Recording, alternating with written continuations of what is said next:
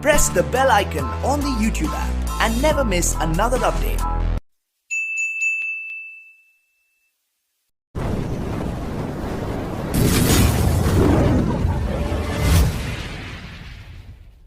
आपके पास है frictional electricity. Frictional electricity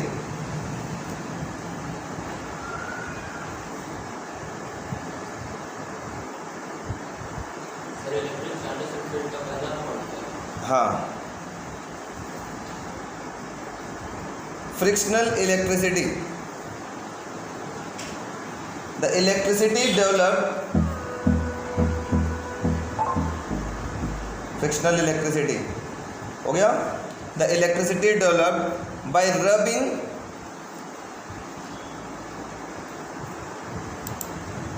rubbing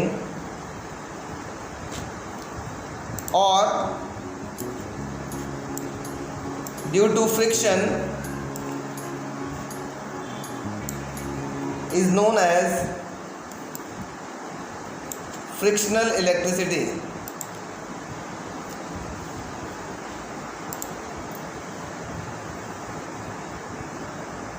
Are known as frictional electricity. The electricity which is developed due to friction or rubbing is known as frictional electricity. ठीक है, अब देखो बच्चों होता है क्या है, मैंने आपको कल कहानी आपको समझाया था, आज फिर से मैं कहानी समझाऊंगा, थोड़ा समझने का प्रयास करिएगा। फ्रिक्शनल इलेक्ट्रिसिटी में मैंने आपको बताया था दो बॉडी को एक दूसरे से क्या किया जा रहा था, रब किया जाता था, दोनों को एक दूसरे से रगड़ा जा रहा था। तो क्या हो रहा था, जैसे मैं एक एग्जाम्पल लेता हूँ, वेरी इंपॉर्टेंट एग्जाम्पल है। ये है आपके पास ग्लास रॉड और ये है सिल्क क्लॉथ, ये सिल्क का क्लॉथ है सपोज करो, ठीक, ये ग्लास रॉड, ये सिल्क। अब जैसे ही आप इसको स्क्रीन नहीं दिखाई दे रहा है, क्या होता है, जो बॉडी इलेक्ट्रॉन को लूज करती है उसके ऊपर पॉजिटिव चार्ज और जो बॉडी इलेक्ट्रॉन को गेन करती है उसके ऊपर नेगेटिव चार्ज आ जाता है। ठीक है, तो जैसे ही हमने ग्लास रॉड को इस सिल्क क्लॉथ के साथ रब किया तो ये ग्लास रॉड ने क्या किया, इलेक्ट्रॉन को क्या किया, लूज किया। लूज करते ही इसके ऊपर कैसा चार्ज आया, पॉजिटिव। और इस सिल्क क्लॉथ ने क्या किया, बताओ, सिल्क क्लॉथ ने क्या किया, इलेक्ट्रॉन को गेन किया, गेन करते ही इसके ऊपर कैसा चार्ज आ गया, नेगेटिव चार्ज आ गया। This type of electricity is known as frictional electricity. बात समझ में आई? वीडियो वालों बच्चों आ रही है कहानी? अब देखो इसमें बहुत इंपॉर्टेंट कहानी है, एक नंबर का कहानी आता है, एक नंबर का कहानी। मैं पूछूं क्या मैं इस पेन को रब कर रहा हूँ, इस पीस ऑफ पेपर के पास ला रहा हूँ, अट्रैक्ट हो रहा है, इसका मतलब ये पेन भी चार्ज हो रहा होगा, पक्का चार्ज हो रहा होगा, आइदर पॉजिटिवली या नेगेटिवली कुछ ना कुछ चार्ज हो रहा होगा, तभी वो अपोजिट चार्ज को अट्रैक्ट कर रहा होगा। ठीक है, चलो, तो जब मैंने इस पेन को रब किया तो क्या ये पेन का मास भी यहाँ ट्रांसफर हो रहा है? मैं पेन को ऐसा रब कर रहा हूँ, क्या इसका मास भी यहाँ ट्रांसफर हो रहा है? आपको लग रहा है नहीं, यहाँ पे मास भी ट्रांसफर होता है। अब कहोगे सर कैसे, मैं बताता हूँ। देखो इसमें कितने इलेक्ट्रॉन को इन्होंने लूज किया, 1 2 3 4 5 6 इलेक्ट्रॉन को लूज किया और इन्होंने 6 इलेक्ट्रॉन को क्या किया, गेन किया। और हमको पता है मास ऑफ इलेक्ट्रॉन कितना होता है, शायद आप लोग अगर पढ़े हो केमिस्ट्री तो एक इलेक्ट्रॉन का मास होता है 9.1 × 10⁻³ kg। अगर 6 इलेक्ट्रॉन इन्होंने लूज किया तो कितना, 6 से मल्टीप्लाई कर दो, है ना, इतना मास इन्होंने लूज किया और उतना ही मास इन्होंने क्या किया होगा, गेन किया होगा। क्वेश्चन 1 नंबर में आता है कि ड्यूरिंग फ्रिक्शनल इलेक्ट्रिसिटी जब एक बॉडी को दूसरे बॉडी से रब करते हैं क्या वहाँ मास का भी ट्रांसफ़र होता है? तो आपका आंसर होगा यस, मास का ट्रांसफ़र होता है, लेकिन ये मास इतना छोटा होता है, देखो 10⁻³ मतलब बहुत छोटा, इतना छोटा होता है कि जिसको हम क्या मानते हैं, नेग्लिजिबल मानते हैं। हमको दिखाई नहीं देता, हमको लगता ही नहीं कि इसमें कुछ छड़ा है, इसको सर पे खूब रगड़ रहे हैं तो हमको लग ही नहीं रहा है, तो कुछ वैसे का वैसे ही छड़ा थोड़ी ना। इतना मास कम ट्रांसफ़र होता है जिसको हम नेग्लिजिबल मान करके चलते हैं, लेकिन यहाँ मास का ट्रांसफ़र होता है। ठीक है, कैसे बताओगे कि मास का ट्रांसफ़र होता है? अगर बॉडी चार्ज हुई है तो पक्का है कि इलेक्ट्रॉन या तो गेन किया होगा या लूज़ किया होगा। जब इलेक्ट्रॉन का मूवमेंट हुआ है तो मास का भी मूवमेंट हुआ होगा। ठीक है, और अगर मास का मूवमेंट हुआ है तो जाहिर सी बात है हम कह सकते हैं यहाँ कंजर्वेशन ऑफ मास भी फॉलो हो रहा है। जितना मास यहाँ इन्होंने लूज़ किया उतना ही मास इन्होंने क्या किया होगा, गेन किया होगा। यहाँ मास का भी कंजर्वेशन होता है, शायद आपने केमिस्ट्री में पढ़ा है ना, law of conservation of mass. जितना मास ये लूज़ करेगा उतना ही मास ये क्या करेगा, गेन करेगा। इसको बोलते हैं law of conservation of mass. क्या ये law of conservation of mass को फॉलो करता है? तो आपका आंसर होगा यस, ये लॉ ऑफ कंजर्वेशन को फॉलो करता है। ठीक है, फ्रिक्शनल इलेक्ट्रिसिटी समझ में आया कि एक बॉडी को दूसरे बॉडी से रब करेंगे तो एक पे पॉजिटिव चार्ज और दूसरे पे नेगेटिव चार्ज आया। अब मैं क्वेश्चन पूछ दूं क्यों पॉजिटिव चार्ज आया, तो आपका आंसर होगा क्योंकि उन्होंने इलेक्ट्रॉन लूज़ किया होगा। और क्यों नेगेटिव चार्ज आया, तो आपका आंसर सिंपल सा आंसर होगा उन्होंने इलेक्ट्रॉन को गेन किया होगा। जितना इलेक्ट्रॉन इन्होंने लूज़ किया होगा उतना इलेक्ट्रॉन इन्होंने गेन किया होगा, जिसके वजह से दोनों पे चार्ज अपोजिट चार्ज डेवलप हो गए। दूसरा क्वेश्चन आता है, is there any transfer of mass during the frictional electricity या during the developing of charge? तो आपका आंसर होगा सिंपल सा yes, there is a transfer of mass between these two bodies. ठीक है, अच्छा जो बोर्ड एग्जाम में क्वेश्चन आता है आपके पास, मैं वो भी बताता हूँ आपको। कुछ सिंपल एग्जाम्पल है, थोड़ा सा ध्यान दीजिएगा। इसको रटने का प्रयास मत करिएगा, बस समझने का प्रयास करिएगा। मैं यहीं पे बना देता हूँ एक टेबल, छोटा सा नन्हा सा मुन्ना सा प्यारा सा टेबल, छोटा सा। ठीक है, देखिएगा, अच्छा लगेगा टेबल तो रट लीजिएगा और नहीं अच्छा लगेगा तो भी रटिएगा। देखो मैं एक टेबल बना देता हूँ, अच्छा लगे तो क्या करना है, रट लेना है, और नहीं अच्छा लगे तो भी क्या करना है, तो भी रटना है। चलो मैं मान लेता हूँ यहाँ पर कोई एक ऐसा बॉडी जिसके पे पॉजिटिव चार्ज डेवलप होगा, कोई एक ऐसा बॉडी जिसके ऊपर नेगेटिव चार्ज डेवलप होगा। पहला एग्जांपल मैंने दिया था कि ग्लास रॉड को सिल्क क्लॉथ, बहुत ज़्यादा बोर्ड में आया हुआ है कि ग्लास रॉड को सिल्क क्लॉथ के साथ रब किया जाएगा तो ग्लास रॉड पे कैसा चार्ज आएगा और सिल्क क्लॉथ पे कैसा चार्ज आएगा। तो ग्लास रॉड पे कैसा चार्ज आएगा, यस, ग्लास रॉड पे कैसा चार्ज आएगा, पॉजिटिव, और सिल्क क्लॉथ पे कैसा चार्ज आएगा, नेगेटिव। बात समझ में आ गई? ग्लास रॉड पे कैसा होगा, पॉजिटिव, और सिल्क क्लॉथ पे कैसा होगा, नेगेटिव। अच्छा, एग्जाम्पल नंबर 2 देखते हैं। किसी को दिक्कत परेशानी है तो बोल देना, नहीं समझ में आया तो भी ठीक। उसी तरीके से इबोनाइट रॉड, इबोनाइट रॉड कभी नाम सुना है क्या? इबोनाइट रॉड कभी देखा है किसी ने? देखा है कि नहीं? हम जानते कहोगे कि नो सर, लेकिन देखे सब। इबोनाइट रॉड कैसा होता है? इबोनाइट रॉड को कैट स्किन या फर बोलते हैं। कैट स्किन और फर के साथ आप रब करेंगे तो इबोनाइट रॉड पे नेगेटिव चार्ज आ जाएगा और कैट स्किन या फर पे कैसा चार्ज आ जाएगा, पॉजिटिव। सर ये इबोनाइट रॉड क्या था? केमिस्ट्री पढ़ रहे हो? केमिस्ट्री में एक टॉपिक आता है वोल्केनाइजेशन ऑफ रबर, नाम सुना है? वोल्केनाइजेशन। मैं केमिस्ट्री में नहीं पढ़ा रहा हूँ, बेकार हो, सब पढ़ाना हमें पड़ेगा। वल्कनाइजेशन का मतलब होता है बच्चों, बाल में लगाने वाला हेयर बैंड देखे हो, रबर बैंड, वो रबर बैंड ऐसे खींचते तो फटाफट खिंचाता है, खिंचा जाता है कि नहीं? वो नॉर्मल रबर होता है। वो रबर बनता है कैसे? लेटेक्स, है ना, ट्री से जो रबर निकलता है उसको लेटेक्स बोलते हैं, उससे उसको प्रोसेस करके रबर बनाया जाता है। ठीक है, टायर देखा, टायर भी तो रबर का है, उसको पकड़ो ऐसे करो, होगा क्या? नहीं होगा। उस टायर को हार्ड बना दिया गया, है ना, वो भी रबर है लेकिन उसको हार्ड बना दिया गया। उस टायर के अंदर क्या मिला है, उस रबर के अंदर क्या मिला दिया जाता है? सल्फ़र मिलाया जाता है। सल्फ़र मिलाने से वो जो रबर होता है मुलायम मुलायम तो वो हार्ड बनने लगता है। उसको, इस प्रोसेस को हम बोलते हैं वल्कनाइजेशन। क्या बोलते हैं?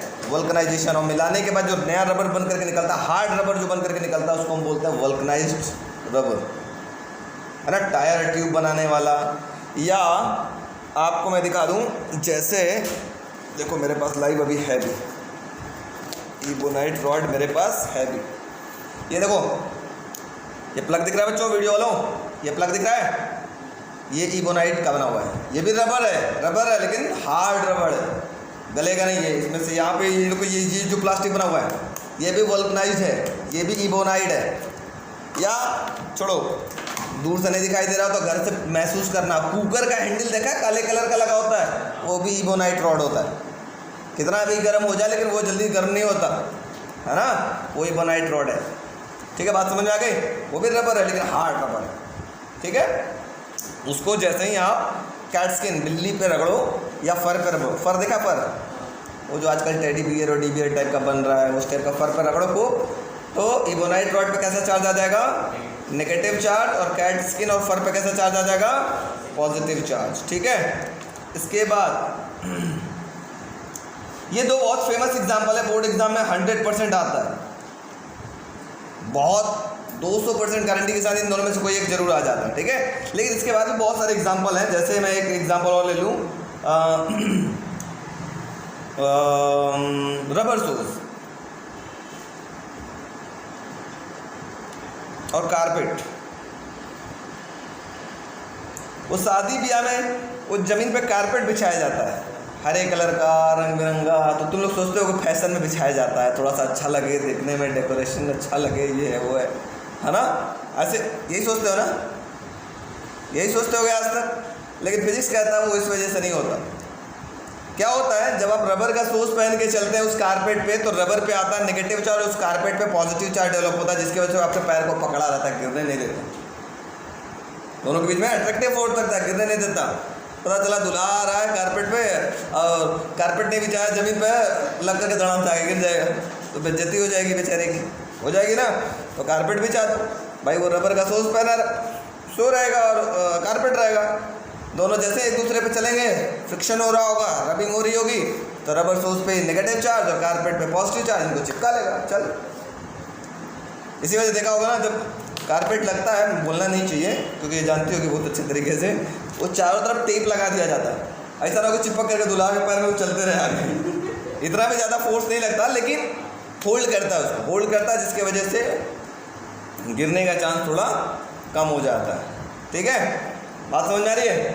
अच्छा चलो पहले लिखते चलो, एग्जाम्पल लिखो, एग्जाम्पल के तौर पर बच्चों इसको लिखो। कुछ एग्जाम्पल मैंने और बताया, देख लो। एम्बर रॉड को वुलन कोट के साथ रब करेंगे तो एम्बर रॉड पे कैसे चार्ज आएगा, नेगेटिव, और वुलन कोट पे पॉजिटिव। उसी तरह से प्लास्टिक रॉड को वुलन कोट, वुलन कारपेट कुछ भी बोल दो, उस पर रब करते हैं तो प्लास्टिक रॉड पे कैसे चार्ज आएगा, नेगेटिव, एंड वुलन कारपेट या वुलन कोट पे कैसा आएगा, पॉजिटिव। अब एक एग्जाम्पल नंबर 2 में चलते हैं। यहीं पे देखो, मैं अगर आपसे पूछूं इबोनाइट रॉड को कैट स्किन पे रब किया गया था, ध्यान से सुनो, इबोनाइट रॉड को कैट स्किन पे रब किया गया था, तो इबोनाइट रॉड पे कैसा चार्ज डेवलप हो रहा है, नेगेटिव, और कैट स्किन पे पॉजिटिव। तो इबोनाइट रॉड इलेक्ट्रॉन को लूज किया होगा या गेन किया होगा, इलेक्ट्रॉन को गेन किया होगा या लूज किया होगा, गेन किया होगा, तभी वो, वेरी गुड, यहाँ पर गेन लिख लेना, नेगेटिव चार्ज का मतलब यहाँ पे गेन कर रहा है, और यहाँ पे क्या कर रहा होगा, लूज कर रहा होगा। ठीक है, जो इलेक्ट्रॉन को लूज करेगा उसके ऊपर पॉजिटिव चार्ज, जो इलेक्ट्रॉन को गेन करेगा उसके ऊपर नेगेटिव चार्ज डेवलप हुए होंगे। अब मैं इसमें एक क्वेश्चन और छोटा सा जोड़ दूँ, मास किधर से किधर ट्रांसफर हुआ होगा, इबोनाइट रॉड से कैट स्किन या कैट स्किन से इबोनाइट रॉड, मास किधर, हाँ कैट स्किन से इबोनाइट रॉड, क्योंकि ये इलेक्ट्रॉन को लूज किया तो लूज कर ये गेन किया, तो मास भी तो इधर से इधर ट्रांसफर हुआ होगा, तो कैट स्किन से इबोनाइट रॉड की तरफ मास का ट्रांसफर हुआ होगा। ठीक है, कोई दिक्कत, कोई परेशानी बच्चों, बोलो बोलो भाई, प्रियांशु, वेरी गुड, इमरान, अब क्या बोलेंगे, चार्ज का डेफिनेशन क्या है, ध्यान से सुनिएगा, बहुत बार पूछा जाता है, मतलब एग्जाम में नहीं पूछा जाता, नॉर्मली पूछा जाता है। डिफाइन चार्ज, चार्ज है क्या, it is an intrinsic property of an elementary particle, कोई भी पार्टिकल के अंदरूनी शक्ति है, इंट्रिंसिक प्रॉपर्टी है, due to which it exert force on another particle, वो एक दूसरे पार्टिकल पे फोर्स लगाएगा, that force may be attractive और रिपल्सिव, वो फोर्स अट्रैक्टिव भी हो सकता है और रिपल्सिव भी हो सकता है। कभी कोई डिफाइन करने के लिए कह दिया तो आप लोग कर सकते हैं, चाहो तो एक लाइन में लिख लो, लिख लो, लिखे रहोगे तो अच्छा रहेगा। चार्ज, ब्रैकेट में क्यू, स्मॉल क्यू और कैपिटल क्यू, स्मॉल क्यू या कैपिटल क्यू से रिप्रेजेंट करते हैं। It is N intrinsic property, it is an intrinsic property of an elementary particles of an elementary particle due to which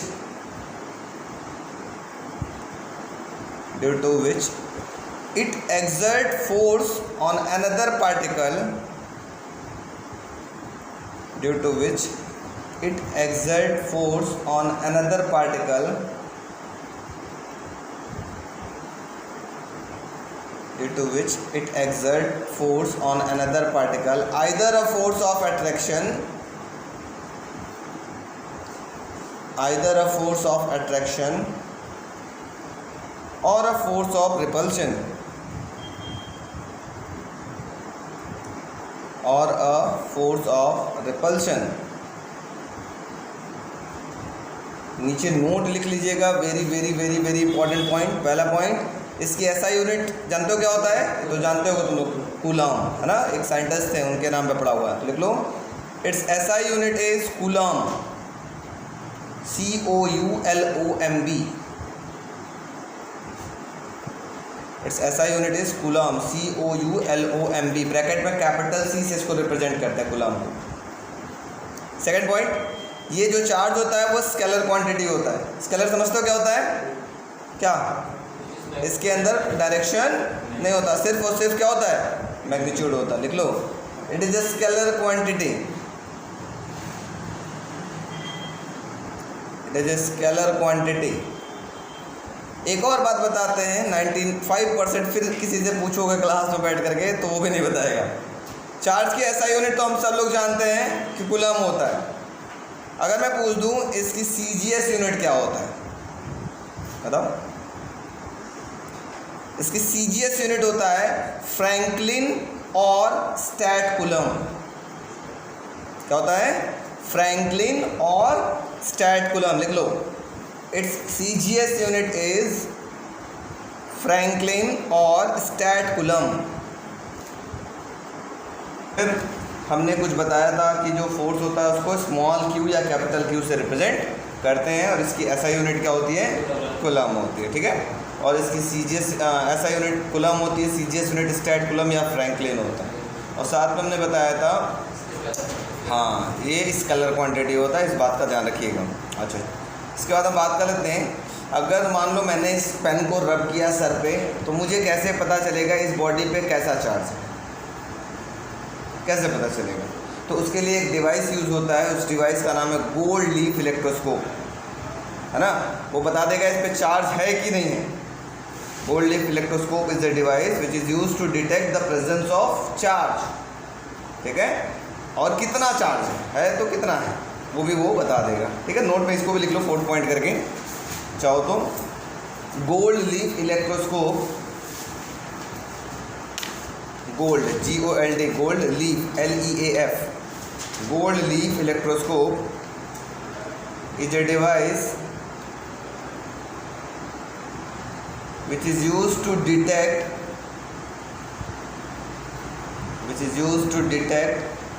the presence of charge, which is used to detect the presence of charge, ठीक है बच्चों। अब हम बात कर लेते हैं, थोड़ा सा ध्यान दीजिएगा, वो है properties of electric charges. Properties of electric charges.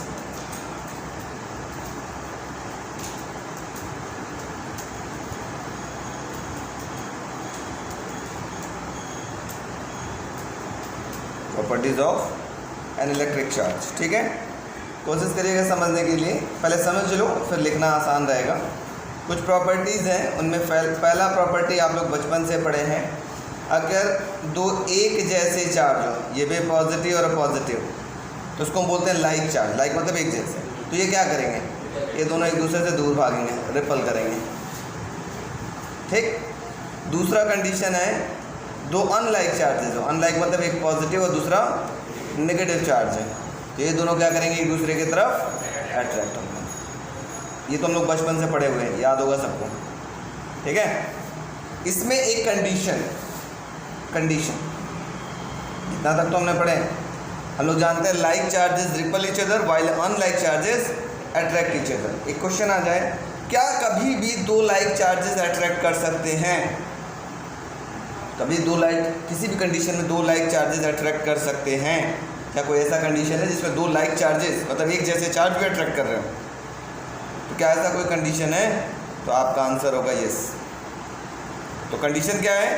Condition ये है कि एक चार्ज का मैग्नीट्यूड बहुत बड़ा होना चाहिए एज़ कंपेयर टू दूसरा। ये भी पॉजिटिव है, लेकिन एक का मैग्नीट्यूड बहुत बड़ा होना चाहिए as compare to the magnitude of other. तब इनके बीच में जो फोर्स लगेगा that force may be attractive force, वो फोर्स अट्रैक्टिव हो सकता है, ठीक है। याद हो गया? मतलब दो लाइक चार्जेस के बीच में भी अट्रैक्टिव फोर्स लग सकता है। कब? एक चार्ज का मैग्नीट्यूड बहुत ज़्यादा बड़ा हो एज़ कंपेयर टू दूसरा चार्ज, तो उनके बीच में अट्रैक्टिव फोर्स लग सकता है, ठीक है। समझ आ गया प्रियांशु? चलो, तो ये प्रॉपर्टी नंबर 1 हुआ। प्रॉपर्टी नंबर 2 क्या बोलते हैं? प्रॉपर्टीज़ आपको आसानी से याद हो जाएगा, कोई टेंशन लेने वाली बात नहीं है। Property number 2 very important, quantization of charges को हम बोलते हैं, QUANTISATION, quantization of charge. Very very very important property है, वेरी इंपॉर्टेंट, बहुत यूज़ होगा, जब तक फिजिक्स पढ़ोगे तब तक यूज़ होगा। तो क्वांटाइजेशन ऑफ चार्ज, इसका एक फॉर्मूला होता है Q = N × E।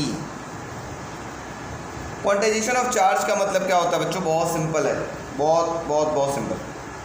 कभी आपने सुना, मैं एक एग्जांपल आपको देता हूँ, कभी आपने ऐसा सुना है क्या कि सोडियम के आउटर मोस्ट सेल में 3.5 इलेक्ट्रॉन घूम रहा हो, 2.5 इलेक्ट्रॉन घूम रहा हो, 3.25 इलेक्ट्रॉन, किसी के भी आउटर मोस्ट सेल में 2.5, 3.25, 3.5 ऐसे घूम रहा हो इलेक्ट्रॉन, नहीं ना? हमेशा इंटीजर के फॉर्म में इलेक्ट्रॉन होता है, 1 घूम रहा होगा, 2 घूम रहा होगा, 3 घूम रहा होगा, इस टाइप का होगा। तो चार्ज को कभी भी फ्रैक्शनल फॉर्म में, फ्रैक्शनल टर्म में नहीं लिखते, इसी को बोलते हैं quantization of charge. Charge never be written in fractional form. Fraction समझते हो? फ्रैक्शन का मतलब होता है इसे 2/3, 2/1, 2/4, इसके फॉर्म में हम लोग नहीं लिखते, फ्रैक्शन के फॉर्म में नहीं लिखते। It is always an integral multiple of electronic charge. Quantization of charge को हम बोलते हैं इंटीग्रल मल्टीपल ऑफ। ई का मतलब क्या है? Electronic charge. एन का मतलब कितने नंबर ऑफ इलेक्ट्रॉन्स है, तो बोलते हैं integral multiple of electronic charge को ही हम क्या बोलते हैं? Quantization of charge. और you can also see that charge never be written in fractional form. Charge को कभी भी हम फ्रैक्शन में नहीं लेते। कभी सुना है क्या 3.5, 4.5 इलेक्ट्रॉन घूम रहे हैं, 5.5 इलेक्ट्रॉन घूम रहे हैं, ऐसा सुना है? नहीं, हमेशा इंटीजर के फॉर्म में लिखा जा रहा है, ठीक है। Integral multiple of electronic charge होता है, उसको बोलते हैं क्वांटाइजेशन ऑफ चार्ज। क्लियर हुआ? अब लिखवा देंगे, सबको बढ़ाइएगा नहीं। तो what is quantization of charge? It is an integral multiple of electronic charge, और you can also say that charge never be written in fractional form. Charge fractional form में नहीं लिखा जाता है, वो हमेशा integral multiple of electronic charge होता है। अब यहाँ पे जो E होता है, इस E की वैल्यू कितनी होती है बच्चों? ये होता है 1.6 × 10⁻⁻90। कभी कभी कोई एक क्वेश्चन पूछा जा सकता है इस प्रकार कि बताओ बच्चों, 1 कूलम ऑफ चार्ज के अंदर कितने इलेक्ट्रॉन होते हैं ना? 1 कूलम ऑफ चार्ज में कितने इलेक्ट्रॉन्स होते हैं? तो आप यहाँ से निकाल सकते हो। Q की वैल्यू हो गई 1 कूलम, E की वैल्यू आपको ऑलरेडी पता है कितना होता है, 1.6 × 10⁻⁻19। तो N निकाल सकते हो कि नहीं निकाल सकते हो? तो कैसे निकाल लोगे? N = क्या होगा इस फॉर्मूले में? देखो, ये हो जाएगा Q/E। Q की वैल्यू हो गई 1 कूलम ऑफ चार्ज में पूछ रहा है, और E की वैल्यू हो गई 1.6 × 10⁻⁻19। सॉल्व कर दोगे तो आपको पता चल जाएगा 1 कूलम ऑफ चार्ज में कितने इलेक्ट्रॉन्स होते हैं। उसी तरह से पूछे 2 कूलम ऑफ चार्ज में कितने इलेक्ट्रॉन्स होते हैं, तो बस हाँ, ये हो जाएगा 2/1.6। 3 कूलम ऑफ चार्ज में कितने इलेक्ट्रॉन होते हैं? 3/4 कूलम में कितने होते हैं? 4। ऐसा क्वेश्चन आ जाता है, कभी कभी वो रियली पूछ दिया जाता है, बताओ। तो बहुत सारे बच्चे ई का पूछ दिया, नंबर ऑफ इलेक्ट्रॉन कैसे पता चलेगा? बहुत सिंपल, ये किससे पता चलेगा? क्वांटाइजेशन ऑफ चार्ज से पता चलेगा। ठीक है, तीसरा हम लोग बात करते हैं property, charges shows additive in nature. Additivity का मतलब समझते हो? दो या दो से ज़्यादा चार्ज हम लोग आसानी से जोड़ सकते हैं। वो सर समझ में नहीं आया, जोड़ सकते हैं मतलब? देखो एक एग्जांपल मैं आपको देता हूँ। सपोज करो ये आपके पास एक सेल है, ये चार्ज Q1 दे रहा था, आपने यहाँ एक LED बल्ब लगाया ऐसे, एक तार यहाँ पे इसका लगाया और दूसरा तार लगा इसके पीछे लगा दिया, तो ये बल्ब जलेगा कि नहीं जलेगा? मान लो ग्लो करेगा नहीं ग्लो करेगा? ग्लो किया, ठीक है। फिर आपने क्या किया? तार हटाया, एक और सेल लगा दिया ऐसा इसके पीछे, ये Q2 चार्ज दे रहा था, अब इसका तार लगा इसके पीछे लगा दिया गया, बल्ब की ग्लोनेस बढ़ेगी कि नहीं बढ़ेगी? बढ़ेगी, थोड़ा और बढ़ गया, मतलब ये दोनों चार्ज जुड़ करके बल्ब की ग्लोनेस में इफेक्ट कर रहे हैं। फिर हमने क्या किया?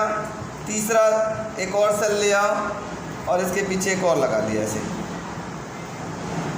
ये कैसा चार्ज दे रहा था? Q3, इसको लगा करके इसके पीछे, अब बल्ब की ग्लोनेस बढ़ेगी कि नहीं बढ़ेगी? बढ़ेगी नहीं बढ़ेगी? बढ़ेगी, खूब तेज जलने लगी। इसका मतलब ये सब चार्ज आपस में क्या हो रहे हैं? जुड़ रहे हैं, और यही आउटपुट दे रहा है जिसकी वजह से बल्ब की ग्लोनेस बढ़ रही है या घट रही है। ठीक है, इसका मतलब हम कह सकते हैं दो या दो से ज़्यादा चार्ज जुड़ सकता है। ठीक है, दो कहानियाँ होता है, इमरान लेट हो गए। दो कहानियाँ होता है बच्चों, ध्यान से सुनना। एक होता है अलजेब्रिक सम और दूसरा होता है, क्या होता है? Vector sum. वेक्टर सम क्या होता है? जब वेक्टर क्वांटिटी को आपस में जोड़ते हैं तो हम डेफिनेशन स्टार्ट करते हैं वेक्टर सम। जैसे फोर्स कौन सी क्वांटिटी है? Vector quantity. ठीक है, तो जैसे हम एक बस को धक्का लगा रहे हैं, मैं भी लगा रहा हूँ, आप भी लगा रहे हो, आप भी लगा रहे हो, सब लोग मिलकर के लगा रहे हैं, तो वो कहलाएगा vector sum of all the forces. क्योंकि फोर्स लगा रहे हैं, फोर्स वेक्टर क्वांटिटी होता है, तो उसको बोलेंगे vector sum of all the forces. लेकिन अगर बहुत सारे स्केलर क्वांटिटी आपस में जुड़ रहे होंगे तो उसको हम बोलते हैं अलजेब्रिक सम। ठीक है, जैसे बहुत सारे चार्जेस आपस में जुड़ रहे हैं, तो चार्ज कौन सी क्वांटिटी है? स्केलर क्वांटिटी है, तो इनके सब जुड़ेंगे तो उनको हम बोलेंगे अलजेब्रिक सम। कैसा सम? अलजेब्रिक सम।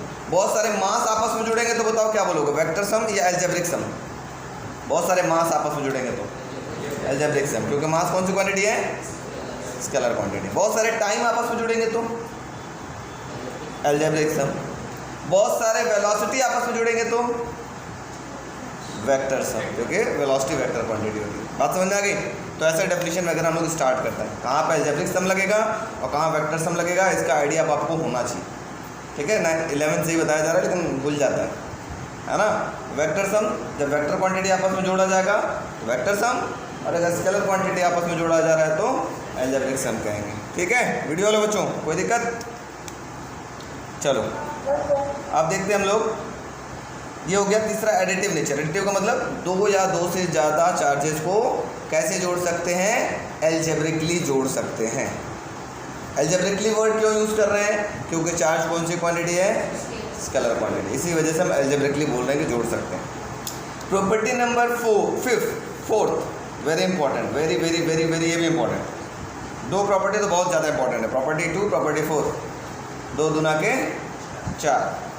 प्रॉपर्टी 4 ये कहता है कि charges shows conservative in nature, conservation of charge. शायद आप लोग बचपन से नाम पढ़े हैं। कंजर्वेशन का मतलब क्या होता है? Neither be created nor be destroyed. यही तो कहते आते हैं, चार्ज को नहीं हम क्रिएट कर सकते हैं, नहीं चार्ज को हम डिस्ट्रॉय कर सकते हैं। ऐसा कह सकते हैं, ये भी सही है, कोई दिक्कत नहीं, गलत नहीं है। लेकिन ये 10th तक कह सकते थे, क्लास 10th में रहोगे तो ऐसा डेफिनेशन देने में अच्छा लगता है, लेकिन अब 12th में आओगे तो थोड़ा सा इसका स्टैंडर्ड डेफिनेशन बताना जरूरी है। कंजर्वेशन ऑफ चार्ज का मतलब क्या होता है? जितना इलेक्ट्रॉन एक बॉडी लूज करेगा उतना ही इलेक्ट्रॉन दूसरा बॉडी क्या करेगा? गेन करेगा। इन द होल, इस पूरे प्रोसेस में टोटल चार्ज कितना रह रहा है? रिमेन्स कांस्टेंट, एक जैसा ही रह रहा है। मान लो ये आपके पास ग्लास रॉड है, इन्होंने 3 इलेक्ट्रॉन लूज किया, 1 2 3, तो कितने पॉजिटिव चार्ज आ गए? 3। और ये आपके पास सिल्क क्लॉथ है, इन्होंने जब ये 3 इलेक्ट्रॉन लूज किए होंगे तो इन्होंने क्या किया होगा? 3 इलेक्ट्रॉन को गेन किया होगा। ठीक, अब टोटल चार्ज कितना हो गया? मान लो, ध्यान से सुनो, अगर इन्होंने 3 कूलम का चार्ज लूज किया और इन्होंने 3 कूलम का चार्ज गेन किया, तो टोटल चार्ज कितना हो गया? जल्दी बोलो। 3 प्लस माइनस 3, टोटल चार्ज कितना हो गया? 0, जिसको हम बोलते हैं रिमेंस कांस्टेंट, हमेशा 0 रहेगा। जितना इन्होंने लूज किया, जितना इन्होंने गेन किया, इन दोनों को आपस में जोड़ो, हमेशा किसके बराबर होगा? 0। और 0 क्या है? कांस्टेंट है। तो क्या बोलोगे कंजर्वेशन ऑफ चार्ज में? अब ध्यान से सुनो, the total charge in an isolated system remains constant. इसका मतलब होता है, आइसोलेटेड सिस्टम क्या होता है? आइसोलेटेड सिस्टम क्या होता है मैं अब बताता हूँ, अब ध्यान से सुनना, वेरी इंपॉर्टेंट। आइसोलेटेड सिस्टम बहुत बहुत बहुत इंपॉर्टेंट। कल हमने बोला था, एक एग्जांपल हमने बताया था कि कल हम बताएंगे।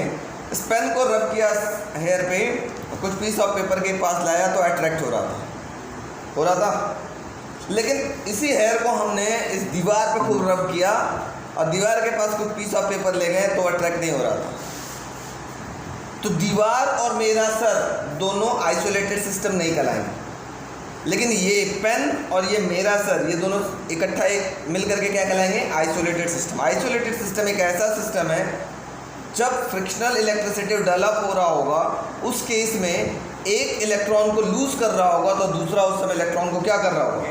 गेन कर रहा होगा। तभी इन दोनों सिस्टम को इकट्ठा एक नाम दिया जाता है, उस नाम को हम क्या बोलते हैं? Isolated system.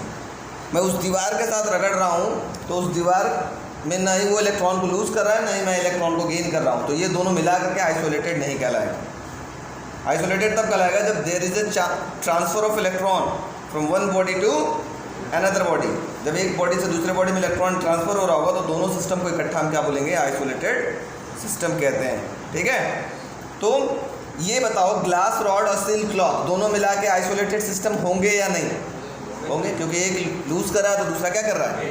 गेन कर रहा है, तो आइसोलेटेड सिस्टम होंगे। तो इन एन आइसोलेटेड सिस्टम, इस पूरे आइसोलेटेड सिस्टम के अंदर टोटल चार्ज की वैल्यू क्या है? 0 है, जिसको हम क्या बोलेंगे? Total charge remains constant. ठीक है, ना ही किसी ने लूज किया, ना ही किसी ने गेन किया। पूरा सिस्टम को अगर इकट्ठा देखा जाए तो नुकसान हुआ क्या? एक भी इलेक्ट्रॉन को नुकसान हुआ या एक भी इलेक्ट्रॉन का फ़ायदा हुआ? नहीं हुआ। इन द होल कोई नुकसान या कोई फ़ायदा नहीं होता है, पूरे सिस्टम को देखा जाता है। इसी को बोलते हैं conservation of charge. According to conservation of charge, the total charge in an isolated system remains constant. और you can also see that charge neither be created nor be destroyed for an isolated system. पूरी isolated system के लिए ना ही charge कहीं destroy हुआ और ना ही charge कहीं गेन हुआ, नहीं कहीं डिस्ट्रॉय। सिंपल सा, समझ में आ गई चारों प्रॉपर्टी? Yes no? वीडियो वाले बच्चों आ गई? चलो फटाफट प्रॉपर्टीज लिखते हैं, प्रॉपर्टी लिखते हैं फटाफट। चलो रेडी हो जाओ, कॉपी पेन डालो, हेडिंग लिखो properties of electric charges. First property, like charges repel each other, like charges repel each other or unlike charges attract each other, or unlike charges attract each other.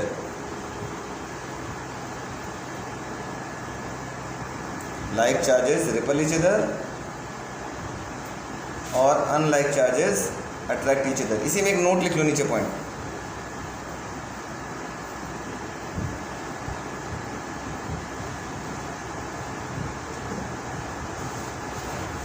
To like charges may be attract each other, two like charges may be attract each other, may be attract each other if the magnitude of one charge, if the magnitude of one charge is very very greater than the magnitude of other charge, is very very greater than the magnitude of other charge.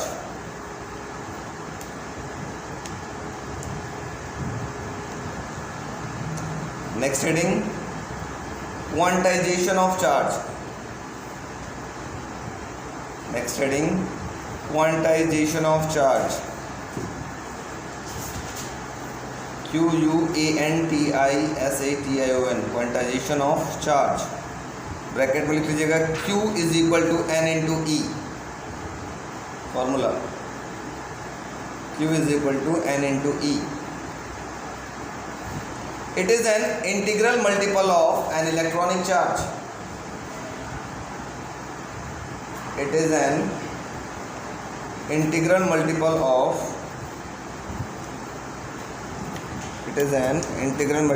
of an electronic charge, or we can also say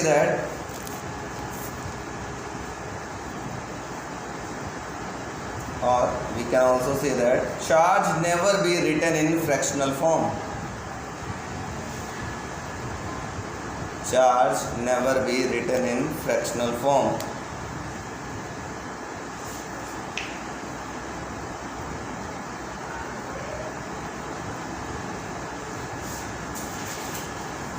हो गया. Next properties. अच्छा ये लिख लो, ये 1 coulomb of charge में कितने electrons होते हैं निकालने का एक छोटा सा फॉर्मूला लिख लो. ये इतना लिख लो ऐसे.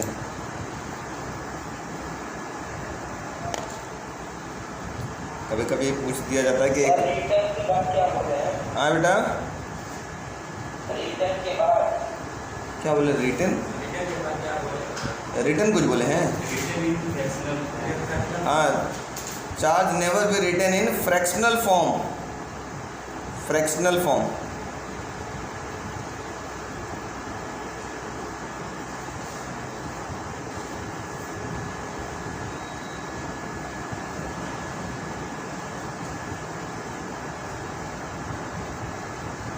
हो गया. नेक्स्ट प्रॉपर्टी नंबर 3 चला जाए.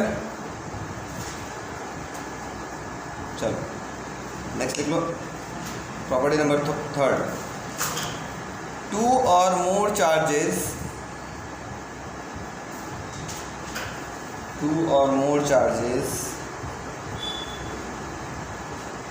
can be algebraically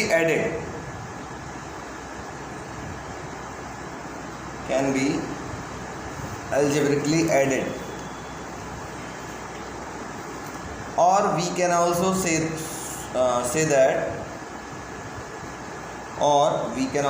that charges shows additive nature. We can also say that charges shows additive nature. हो गया. Next property number 4, conservation of charge.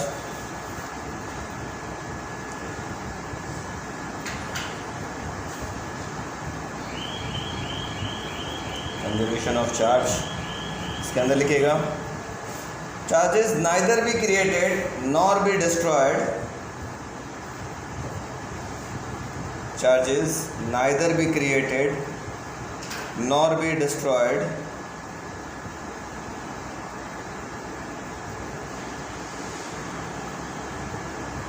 that is,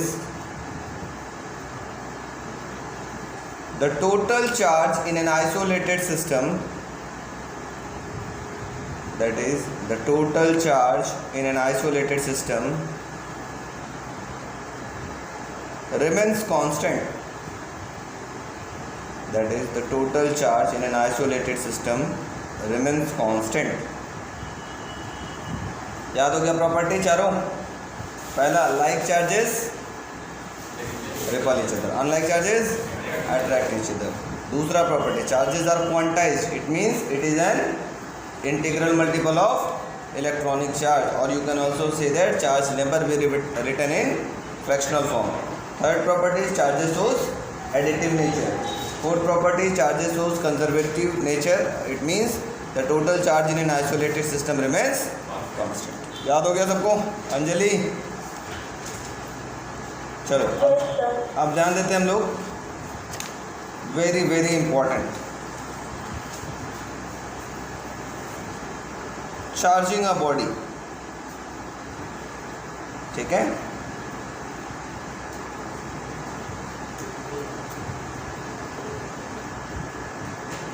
charging a body. किसी भी body को हम दो तरीके से चार्ज कर सकते हैं।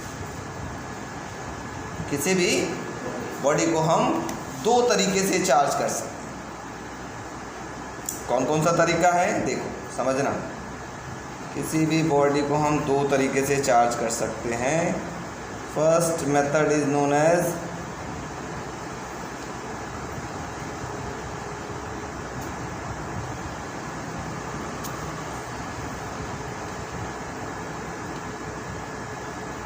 चलो पहले मेथड को हम बोलते हैं charge by conduction method. Charge by conduction method.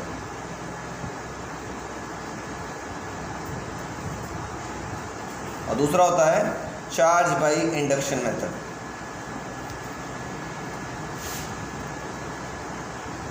दोनों ही मेथड बहुत इंपॉर्टेंट है, charge by induction method. Conduction method और इंडक्शन मेथड में क्या होता है, बहुत सिंपल है, समझ में आ जाएगा, बहुत आसानी से ध्यान देंगे तो समझ में आ जाएगा, बस सिंपल है, ध्यान दीजिएगा।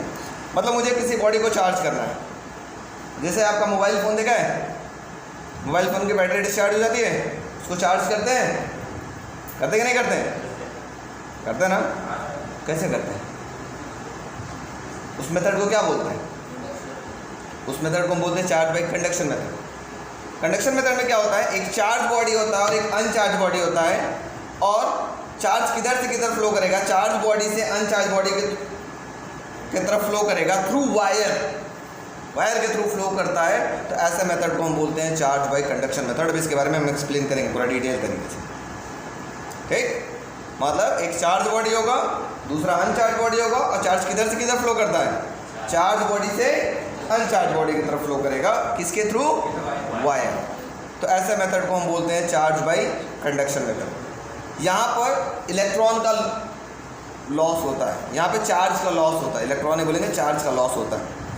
किस फॉर्म में होता है, लॉस नहीं बोलते, उसका कन्वर्जन होता है, सिंपली बोला जाए तो। चार्ज यहाँ पे देखो ना, कभी कभी वायर गर्म हो जाता है ना, आपने देखा होगा बैटरी अगर चार्ज हो रहा होगा, इन्वर्टर वाली बैटरी, वहाँ पे तो चार्ज बाय कंडक्शन मेथड है, वायर से ही तो चार्ज हो रहा है ना। तो देखते हो इन्वर्टर की बैटरी जो होता है वो गर्म हो जाता है, तो वहाँ लॉस होता है चार्ज। या कभी कभी देखते हो आवाज़ भी आता है, कभी कभी स्पार्कलिंग होता है, चिंगारी निकलता रहता है, होता ना, तो वहाँ पे चार्ज का लॉस हो रहा है। लेकिन चार्ज बाय इंडक्शन मेथड के अंदर क्या होता है, एक चार्ज बॉडी होगा, दूसरा अनचार्ज बॉडी होगा, बिना किसी कांटेक्ट के, बिना किसी कांटेक्ट के, कांटेक्ट नहीं होता, लेकिन यहाँ से यहाँ चार्ज फ्लो करने लगता है।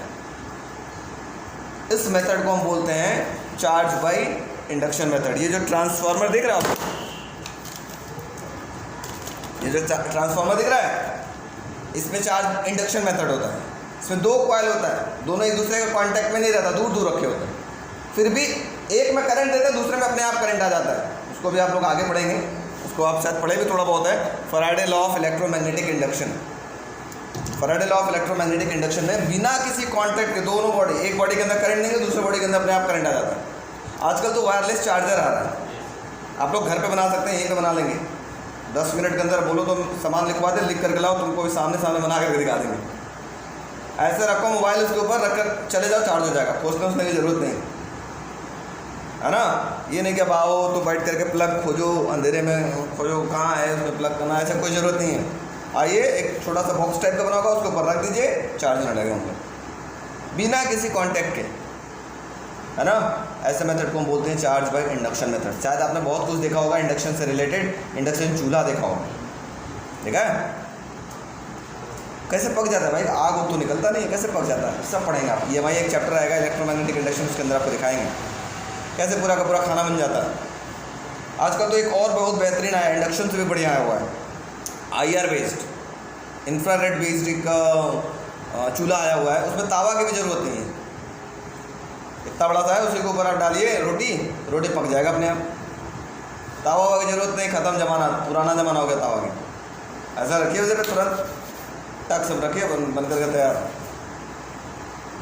इंडक्शन तो जल्दी ख़राब भी हो जाता है, इसके अंदर मॉसफेट जो कॉयल वगैरह होता है वो थोड़ा जो आईसी वगैरह होता है ख़राब हो जाते हैं, लेकिन ये IR वाला तो और बढ़िया है, वो तो ख़राब ही नहीं हो रहा है भैया है ना। तो इंटरेस्टिंग है, मज़ा आएगा समझने में। तो चार्ज वेज सबसे पहले हम लोग कंडक्शन मेथड समझते हैं क्या होता है, ठीक है। उसके बाद इंडक्शन मेथड समझेंगे। बात करते हैं बच्चों चार्ज बाई कंडक्शन मेथड। पहले समझ लो, लिखने के लिए भी समय मिलेगा।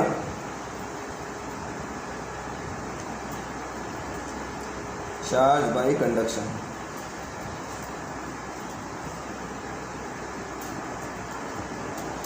चार्ज बाई कंडक्शन मेथड, ठीक है। नहीं समझ में आएगा तो बता देना। ऐसा हमको नहीं लगता कि दुनिया की कोई ऐसी ताकत नहीं है जो हम बताएं ना समझ में। फिजिक्स वल्ला वाला भी हम ही से पढ़ते हैं सब, मेरा ही नोट्स देखता है ले लेके ना वायरल करता है कि हम बहुत काबिल हैं, अल्लाह वल्ला। चलो देखो चार्ज बाई कंडक्शन मेथड क्या होता है। कंडक्शन मेथड में मैं एक सिंपल सा एग्जांपल मैं आपको बताता हूँ कंडक्शन मेथड में कैसे चार्ज फ्लो करता है। एक बहुत बड़ा सा टंकी ले लो, मैं 3 मेथड आपको दिखा रहा हूँ। एक 2 बराबर टंकी ले लो, एक ये हो गया, ठीक है, एक और टंकी हो गया, ये दोनों बराबर हो गए, ठीक है। और ये दोनों पूरे तरीके से पानी से भरा हुआ, ये ऐसे ऐसे, ये पूरा पानी भरा हुआ, ये पूरा खाली है। मैं क्या करता हूँ, नीचे से छेद करके इन दोनों को आपस में जोड़ देता हूँ एक पाइप लगा करके ऐसे। अब मुझे आप बताओ, ये A टंकी था, ये टंकी B था, क्या ये इसको B वाला टंकी पूरे तरीके से भर जाएगा या कितना पानी भरेगा? कितना पानी भरेगा? पानी तब तक भरेगा जब तक कि दोनों का लेवल बराबर ना हो जाए। जैसे ही दोनों का पानी का लेवल बराबर हो गया, फिर पानी का ट्रांसफ़र क्या हो गया? बंद, ठीक। अच्छा, मैं क्या करता हूँ, एक छोटा सा टंकी लेता हूँ, सेकंड मेथड, एक छोटा सा टंकी लेता हूँ ऐसे, और एक यहाँ पे बड़ा टंकी लेता हूँ। छोटे टंकी में पूरे तरीके से पानी भरा हुआ है ऐसे, और ये पूरा खाली है। अब मैं छोटे टंकी को बड़े टंकी से कनेक्ट करता हूँ। क्या बड़ा टंकी पूरे तरीके से भर जाएगा? पूरे तरीके से इसको भर देगा? नहीं भरेगा। अभी भी कब तक भरेगा पानी? जब तक कि दोनों का लेवल बराबर ना हो जाए। अभी भी पूरे तरीके से, जो टंकी खाली था वो पूरे तरीके से भरा नहीं। थर्ड हम मेथड लेते हैं, एक बड़ा टंकी लेते हैं और एक छोटा टंकी लेते हैं, ठीक है। अब ये बड़ा टंकी पूरे तरीके से भरा हुआ है और छोटा टंकी खाली है। फिर से हम लोग कनेक्ट करते हैं आपस में एक दूसरे से।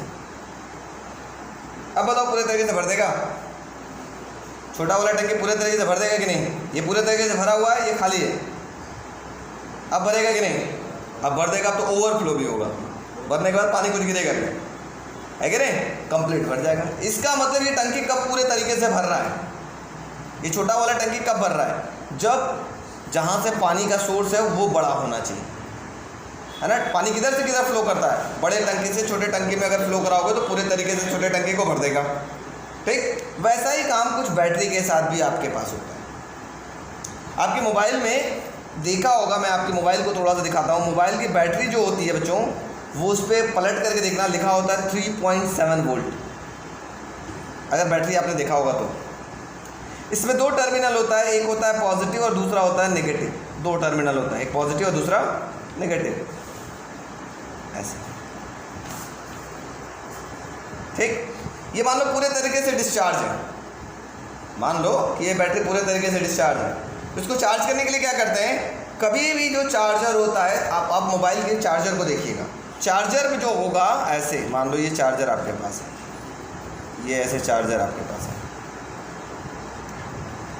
ठीक। इसमें भी जब तार निकलता है, इसमें भी 2 तार अंदर होते हैं, देखिएगा, ठीक है। एक तार पॉजिटिव में चला जाएगा और एक तार नेगेटिव से कनेक्ट हो जाता है ऐसे। और ये चार्जर कितने वोल्ट का होगा? ये पूरे तरीके से इसको चार्ज करना है तो ये चार्जर का वोल्टेज कितना होना चाहिए?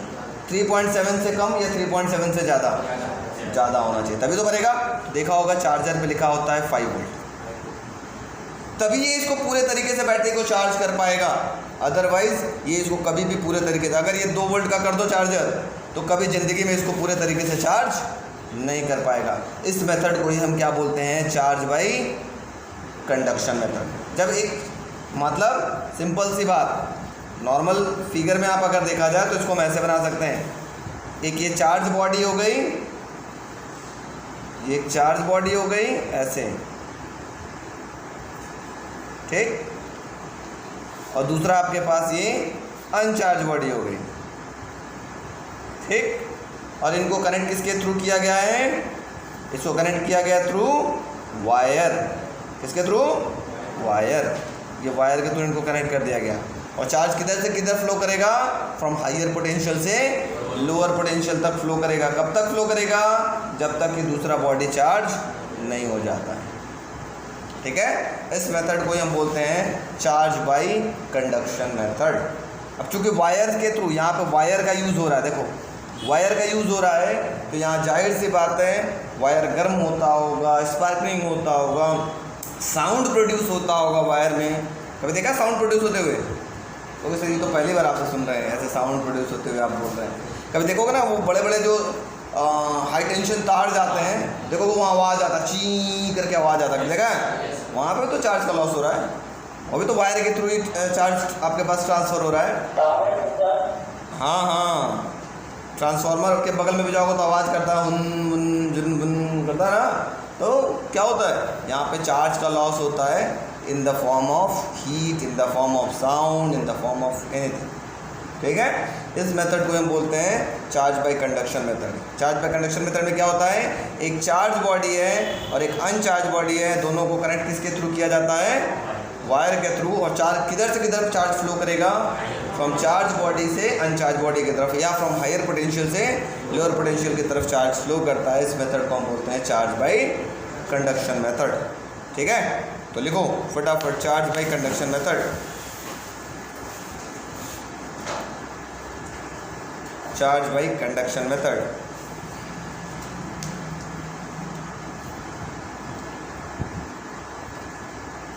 In charge by conduction method, in charge by conduction method,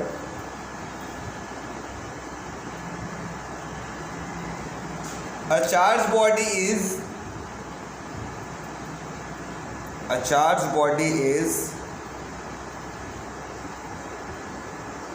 connected to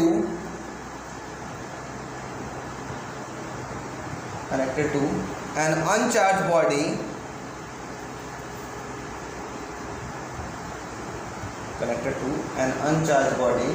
through wire,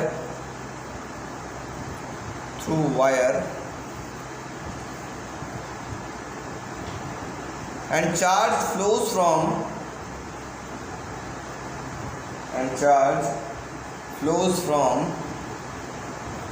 charged body to uncharged body,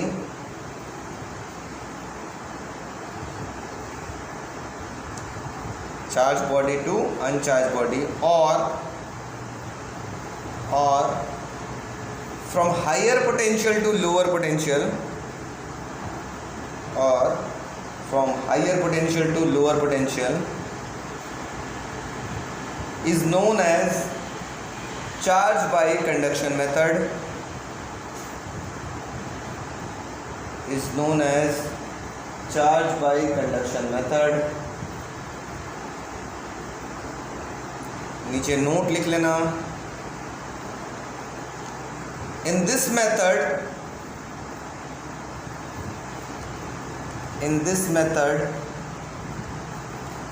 there is loss of charge occur,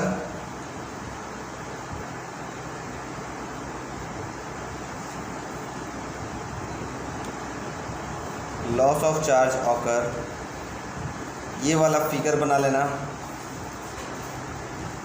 ये वायर बना लेना, इसको लिख लेना वायर, ये चार्ज बॉडी, ये अनचार्ज बॉडी, समझ में आ जाएगा देखते ही। तो कल हम लोगों ने बात किया था, छोटी छोटी बातें याद कर लेते हैं। पहले फ्रिक्शनल इलेक्ट्रिसिटी क्या था? The electricity which is developed due to rubbing और friction is known as frictional electricity.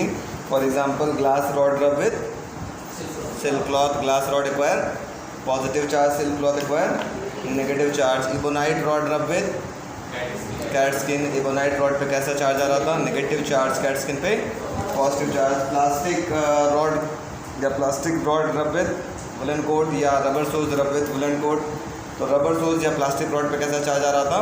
Negative, और वुलन कोट पे कैसा आ रहा था? पॉजिटिव। चार्ज क्या था? It is an intrinsic property of an elementary particle due to which it exert force on another particle. ठीक है।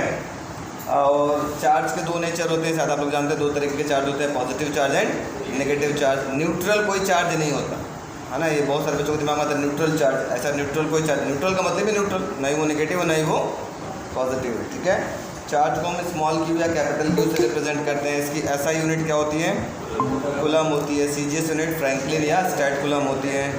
और इसको किसी भी बॉडी पे कैसा चार्ज है कि नहीं है पता लगाने के लिए हम लोग गोल्ड लिफ इलेक्ट्रोस्कोप का इस्तेमाल करते हैं। चार्ज जो होता है वो स्केलर क्वांटिटी होता है। ठीक है। और फिर आगे हमने बात किया था कुछ प्रॉपर्टीज़ ऑफ चार्जेस में, like charges repel each other, unlike charges attract each other. उसके बाद हमने बात किया था charges are quantized, it means it is an integral multiple of electronic charge. जैसे फॉर्मूला था Q is equal to N into E। उसके बाद हमने बताया था चार्जेस शोज एडिटिव नेचर, मतलब दो या दो से ज़्यादा चार्ज आपस में जुड़ सकते हैं, एल्जेब्रिकली जुड़ सकते हैं। और नेक्स्ट प्रॉपर्टी हमने बताया था कि charges are conservative in nature, it means charge neither be created nor be destroyed, that is the total charge in an isolated system remains constant. मतलब जितना एक बॉडी ने चार्ज लूज किया होगा उतना ही दूसरी बॉडी ने गेन किया होगा। इन द होल अगर पूरा देखा जाए सिस्टम का तो रिमेंस जीरो होता है, जिसको हम कांस्टेंट बोलते हैं। ठीक है। इसके बाद हमने पढ़ा था charge by conduction method. Charge by conduction method में क्या था? एक चार्ज बॉडी था जिसको एक अनचार्ज बॉडी से कनेक्ट किया गया था, किसके थ्रू? वायर। और चार्ज किधर से किधर फ्लो कर रहा था? From charge body to uncharge body. ठीक है। और कुछ देर बाद अनचार्ज बॉडी भी क्या हो जाती थी? चार्ज हो जा रही थी। तो इस मेथड को हम बोल रहे the charge by conduction method. ठीक है। Charge by conduction method. Charge by conduction method में हमने बताया था कि यहाँ पे चार्ज का लॉस होता है, किस फॉर्म में होता है? In the form of heat, in the form of sound, sparkling, किसी भी फॉर्म में हीट का लॉस होता है। अब हम लोग आज बात करते हैं, और वेरी इंपॉर्टेंट है, थोड़ा समझने का प्रयास करिएगा, समझ में आ जाएगा। इसको बोलते हैं बच्चों charge by induction method. Charge by induction method.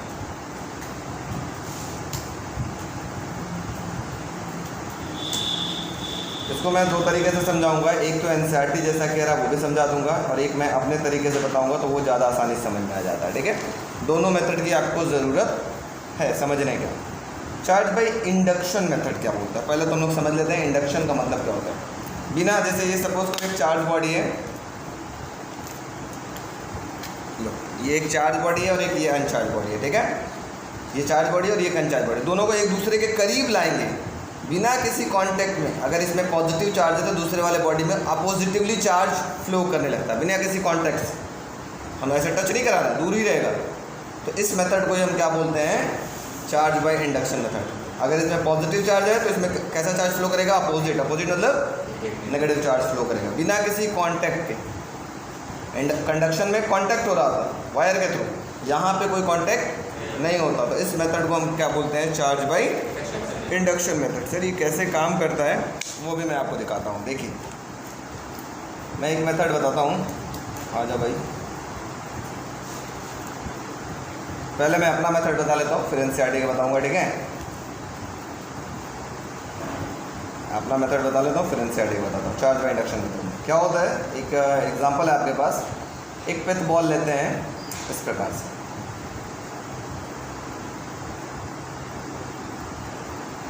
इसके ऊपर अभी कोई चार्ज नहीं है। ठीक है। न्यूट्रल है। न्यूट्रल मतलब जितने नंबर ऑफ पॉजिटिव चार्ज होंगे उतने नंबर ऑफ नेगेटिव चार्ज होंगे। तो इन द होल क्या बॉडी कहलाएगी? न्यूट्रल। न्यूट्रल मतलब टोटल चार्ज कितना हो जाए?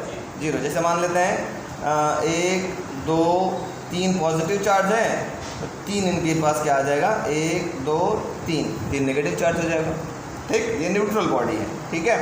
मुझे इसको चार्ज करना है, या तो पूरा का पूरा पॉजिटिवली चार्ज कर दिया जाए या पूरे तरीके से नेगेटिवली चार्ज कर दे, मुझे चार्ज करना है, ठीक है। और किस मेथड से चार्ज करना है? इंडक्शन मेथड से चार्ज करना है। तो स्टेप नंबर 1 में देखो ये था, एक न्यूट्रल बॉडी थी। स्टेप नंबर 2 में हमने क्या किया, इस पिथ बॉल के पास हमने क्या किया, ये पिथ बॉल था, ठीक है, इसके पास हमने एक रॉड लाया, एक नेगेटिवली चार्ज रॉड लाया, ठीक है। तो जैसे नेगेटिवली चार्ज रॉड लेकर के आएंगे तो क्या होगा, ये नेगेटिव, इसके अंदर कौन कौन सा चार्ज था, पॉजिटिव नेगेटिव दोनों था। तो क्या करेगा, ये नेगेटिव चार्ज किस चार्ज को अपने तरफ अट्रैक्ट करेगा, पॉजिटिव वाले को इधर बुला लेगा, आ जाओ भाई, आ जाओ भाई, आ जाओ। और नेगेटिव वाले को क्या कहेगा, दूर जाओ, दूर जाओ, दूर जाओ, रिपल करेगा। ऐसा होगा कि नहीं होगा? तो ये जो चार्ज जो इस नेगेटिवली चार्ज की तरफ अट्रैक्ट हो रहा है, इसको हम बोलते हैं टाइटली बाउंड चार्ज। हिल नहीं सकता अपने जगह से, एकदम वही रहेगा, अड़ा रहेगा, जिद्दी बन करके। और इधर वाले बोलते हैं इसको loosely bound charges. Loosely bound का मतलब ये कहीं भी जा सकता है, बाहर भी निकल सकता है, कुछ भी हो सकता है। देखो कैसे होगा, ठीक। मतलब रॉड अगर रख रहे हो तो रॉड के तरफ आने वाला चार्ज टाइटली बाउंड चार्ज, और उसके अपोजिट चार्ज जो रहेंगे वो क्या कहलाएंगे, लूजली बाउंड चार्ज, ठीक है। थर्ड स्टेप में मैंने क्या किया, समझिएगा, अगर नहीं समझ में आएगा तो बताइएगा तुरंत। थर्ड स्टेप में मैंने क्या किया, रॉड को ऐसे ही रखा रहा, रॉड को मैं ऐसे ही रखा रहा, यहाँ पॉजिटिव चार्ज थे और यहाँ पे आपके पास कैसे चार्ज थे, नेगेटिव चार्ज थे, ऐसे, है ना। मैं क्या किया, इस पिथ बॉल को अर्थ से कनेक्ट कर दिया, अर्थिंग कर दिया। अर्थिंग करेंगे तो क्या होगा, ये जितने एक्सेस नेगेटिव चार्ज थे वो कहाँ चला जाएगा, अर्थ में चला जाएगा, ठीक है, पूरा का पूरा गायब। जैसे ही अर्थिंग करेंगे तो ये पूरा का पूरा नेगेटिव चार्ज यहाँ से क्या हो जाएगा, अर्थ के अंदर चला जाएगा, गायब, ठीक है। ऐसे फ्लो कर जाएगा, मैं बना देता हूँ, आपको समझ में आ जाएगा। ये नेगेटिवली चार्ज क्या हो जाएगा, अर्थ में चला जाएगा, ठीक। तो अब ये बॉडी कैसी हो गई, थोड़ा सा ध्यान देते हैं। फोर्थ स्टेप नंबर 4, ये आपके पास रॉड था, ये आपके पास रॉड था, ये आपके पास पिथ बॉल थी,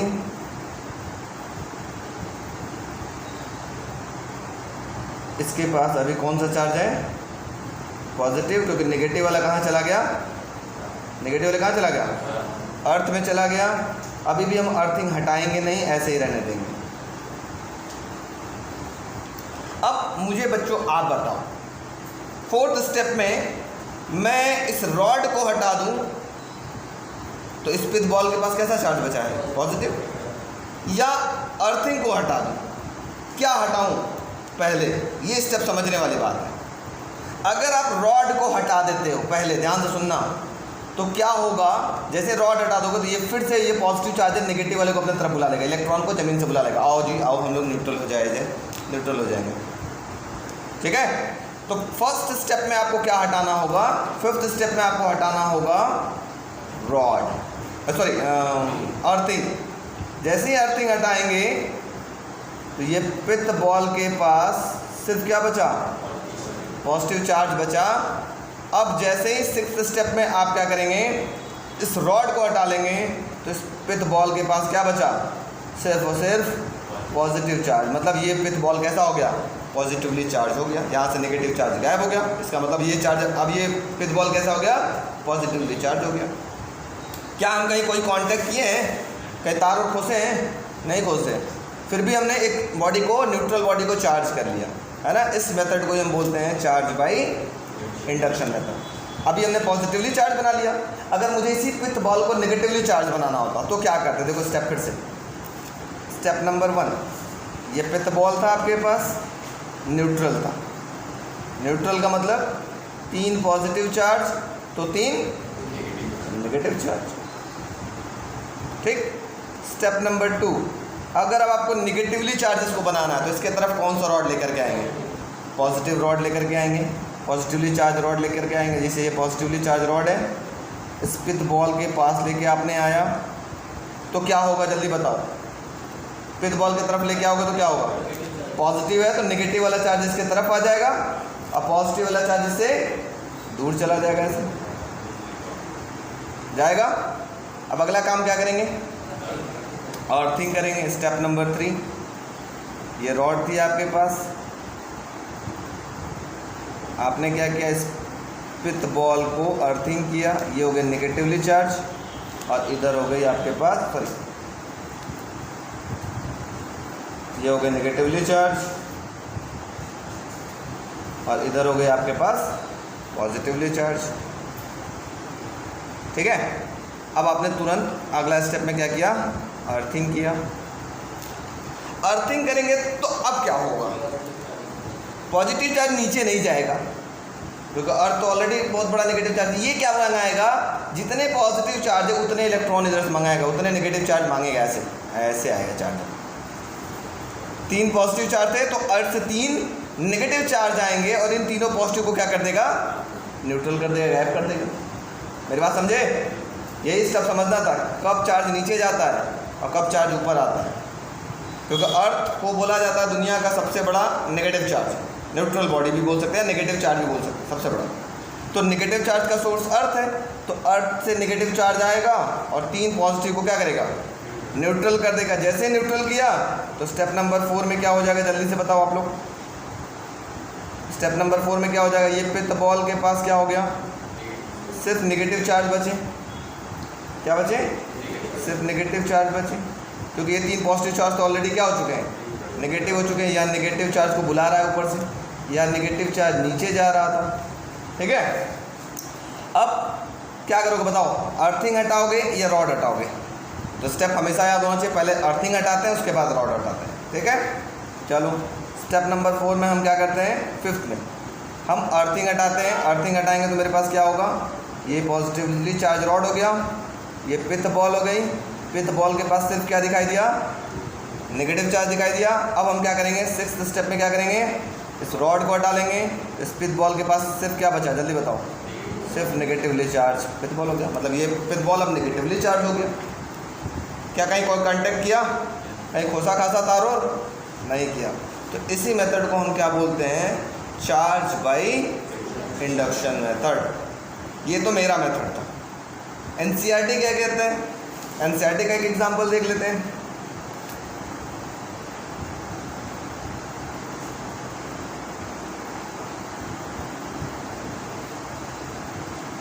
एनसीईआरटी का एग्जांपल क्या बोलता है, चलो एनसीईआरटी का एग्जांपल देख लेते हैं। ठीक है, देखो क्या करना है, बहुत सिंपल सी बात, बहुत सिंपल सी बात, हलवा करना है। देखो तो यहाँ 2 पिथ बॉल लिया था एनसीईआरटी ने।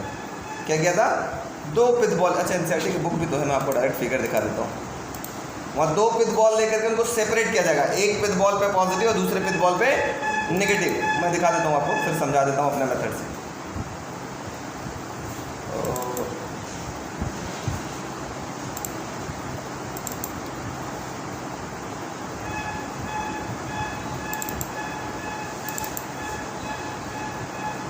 मैं आपको दिखाता हूँ इसे।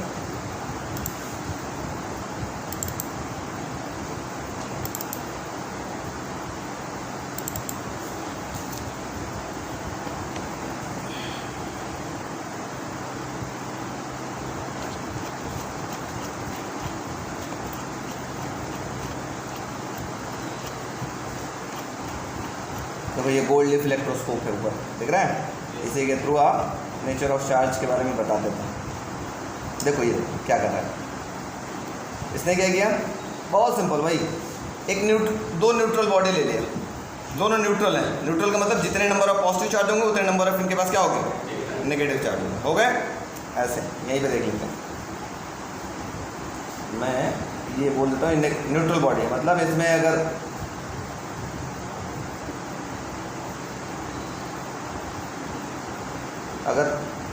3 पॉजिटिव चार्ज है तो 3 नेगेटिव चार्ज होंगे। इसमें भी इसी तरह से अगर 3 पॉजिटिव चार्ज है तो 3 नेगेटिव चार्ज होंगे। तो ये बॉडी, दोनों बॉडी कैसी है, न्यूट्रल, दोनों एक दूसरे के कांटेक्ट में रखा गया। ठीक, फिर एक रॉड को लेके आएगा, पॉजिटिवली चार्ज रॉड को लेके आएगा। तो क्या होगा, क्योंकि दोनों ये आपस में कांटेक्ट में है, देखो कांटेक्ट में है, ध्यान से देखना, ये दोनों पिथ बॉल एक दूसरे से टच में है। ठीक है। तो जैसे ही कांटेक्ट में होंगे तो जितने नेगेटिव, जैसे पॉजिटिव चार्ज रॉड लेकर के आओगे तो जितने नेगेटिवली चार्ज होंगे वो क्या होंगे, इसकी तरफ पॉजिटिव रॉड लेके आओगे तो नेगेटिव वाले इधर आ जाएंगे ना, और पॉजिटिव वाले दूर चले गए। अब क्या करोगे, इन दोनों को अलग कर दोगे। जैसे देखो अभी दोनों कांटेक्ट में था, अब इन दोनों को क्या कर दिया गया, अलग कर दिया गया। तो ये इस पिच बॉल में कैसा चार्ज रह गया, नेगेटिवली, और इस पिच बॉल में कैसा रह गया, पॉजिटिवली। अब अगले स्टेप में क्या करेंगे, ये रॉड को हटा देंगे। अगले स्टेप में इस रॉड को हटा दिया गया। अब देखो दोनों बॉडी आपके पास अपोजिटिवली चार्ज हो गए। बात समझ में आए? ये एनसीईआरटी का एग्जाम्पल बहुत सिंपल है, जैसा मैंने समझा रहा है तो वही मेथड है। क्या किया गया, दो न्यूट्रल बॉडी को लिया गया ऐसे बॉडी 1 बॉडी 2। न्यूट्रल का मतलब अगर इनके पास दो पॉजिटिव चार्ज हैं तो दो नेगेटिव चार्ज इनके पास है, उसी तरह से अगर दो पॉजिटिव चार्ज है तो दो नेगेटिव चार्ज इनके पास भी है। Step number 1, step by step इसको बनाना होता है फिगर, अगर एग्जाम में आता है तो आपको स्टेप बाय स्टेप बनाना पड़ता है, ये नहीं कि एक बार में नहीं बनता ये। अगले स्टेप में क्या करेंगे, एक रॉड को लेकर के आएंगे। मान लो पॉजिटिवली चार्ज रॉड को लेकर के आते हैं, कोई भी रॉड ला सकते हो, पॉजिटिवली चार्ज या नेगेटिवली चार्ज रॉड, ऐसा जरूरी नहीं कि सिर्फ पॉजिटिवली चार्ज रॉड ला सकते हो, ठीक है, कोई भी रॉड आप ला सकते हो। जैसे ही लाओगे तो चूंकि ये दोनों एक दूसरे के क्या थे, कांटेक्ट में, देखो दोनों कांटेक्ट में है ना, तो क्या होगा जल्दी बोलो। जैसे पॉजिटिवली चार्ज रॉड लाया तो क्या होगा, नेगेटिव वाला चार्ज इसके तरफ आ जाएगा और पॉजिटिव वाला चार्ज दूर चला जाएगा। तो कौन लूजली बाउंड चार्ज होगा, जो दूर होता है वो लूजली बाउंड चार्ज होता है, जो नज़दीक होता है इस रॉड के वो क्या होता है, टाइटली बाउंड चार्ज होता है, वो हिलेगा नहीं। अब अगला स्टेप में क्या करना है, थर्ड स्टेप में, अब इन दोनों, देखो दोनों अलग अलग, दोनों पिच बॉल पर अलग अलग चार्ज होगा, दोनों को अलग कर देंगे, रॉड को रखे रहेंगे, रॉड को हटाएंगे नहीं, दोनों पिच बॉल को अलग अलग कर देते हैं ऐसे, इसको भी अलग, इसको भी अलग ऐसे। तो इसके पास आगे अभी नेगेटिव चार्ज था और इनके पास कैसा था, पॉजिटिव चार्ज। फोर्थ स्टेप में क्या करेंगे जल्दी बताओ, इस रॉड को हटा देंगे, रॉड को हटा देंगे तो इनके पास क्या बचा, नेगेटिवली चार्ज इस पिच बॉल के पास, और इस पिच बॉल के पास कैसा चार्ज बचा, पॉजिटिवली चार्ज। अब इन दोनों, फिफ्थ स्टेप में क्या करेंगे, इन दोनों को दूर दूर रख देंगे, दूर दूर कर देंगे तो ये पूरे बॉडी में नेगेटिवली चार्ज हो जाएगा, पूरे बॉडी में नेगेटिवली चार्ज, और इनको भी थोड़ा और दूर पर रख देंगे, इनके पूरे बॉडी में कैसा चार्ज आ जाएगा, पॉजिटिवली चार्ज होंगे। इस मेथड को ही हम क्या बोलते हैं, चार्ज बाय इंडक्शन मेथड। हमने दो तीन मेथड आपको समझा दिया, अपना मेथड भी, एनसीईआरटी का मेथड भी, जो आपको समझ में आ गया वो आप लिख सकते हैं, कोई नहीं काटेगा, ठीक है। बात समझ में आ गया वीडियो वाले बच्चों, बोलो प्रियांशु, अंजलि, इमरान, वेरी गुड। इमरान नहीं बोला, सोया है, चलो लिखते हैं, हेडिंग लिखो, चार्ज बाय इंडक्शन मेथड। यहाँ एक और बात, यहाँ कोई चार्ज का लॉस हुआ क्या, देखो यहाँ पहले भी 3 पॉजिटिव चार्ज थे और 3 नेगेटिव चार्ज थे, और होने के बाद भी इनके पास 3 ही पॉजिटिव चार्ज है, ऐसा नहीं ना कि 2 पॉजिटिव चार्ज हो गया। तो इस केस में चार्ज का लॉस नहीं होता है, ठीक है। कंडक्शन में होता था, इंडक्शन में नहीं होता, याद रखिएगा। चलो देखो, in charge by induction method,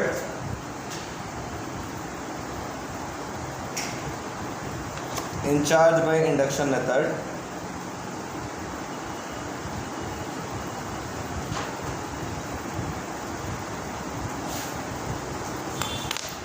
in charge by induction method, when a charged body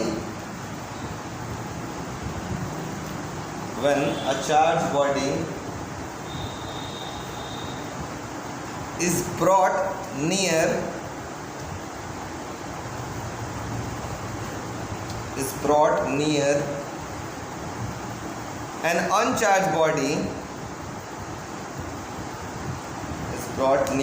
an uncharged body, then the opposite charge will flow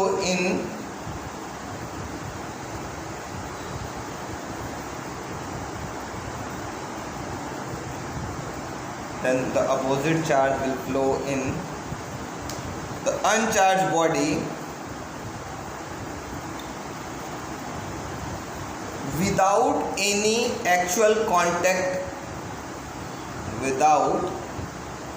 any actual contact between these two.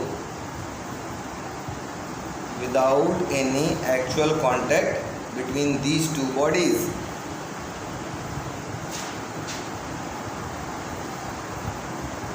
This method is known as charge by induction method. This method is known as charge by induction method.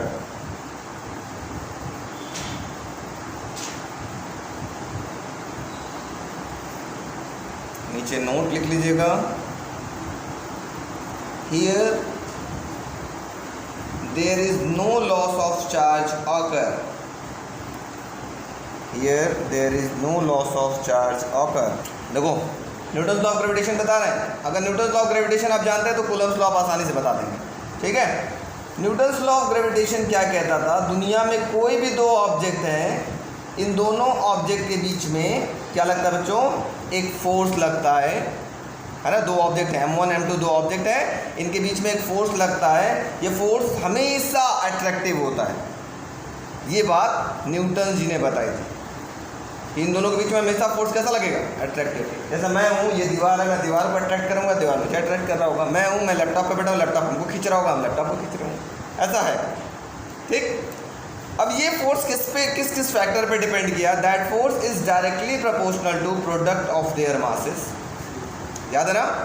And that force is inversely proportional to square of their distance between their centre. इनके centre से जो दूरी है उसका square कर लिया जाए, उसके इन्वर्सली प्रोपोर्शनल होता है.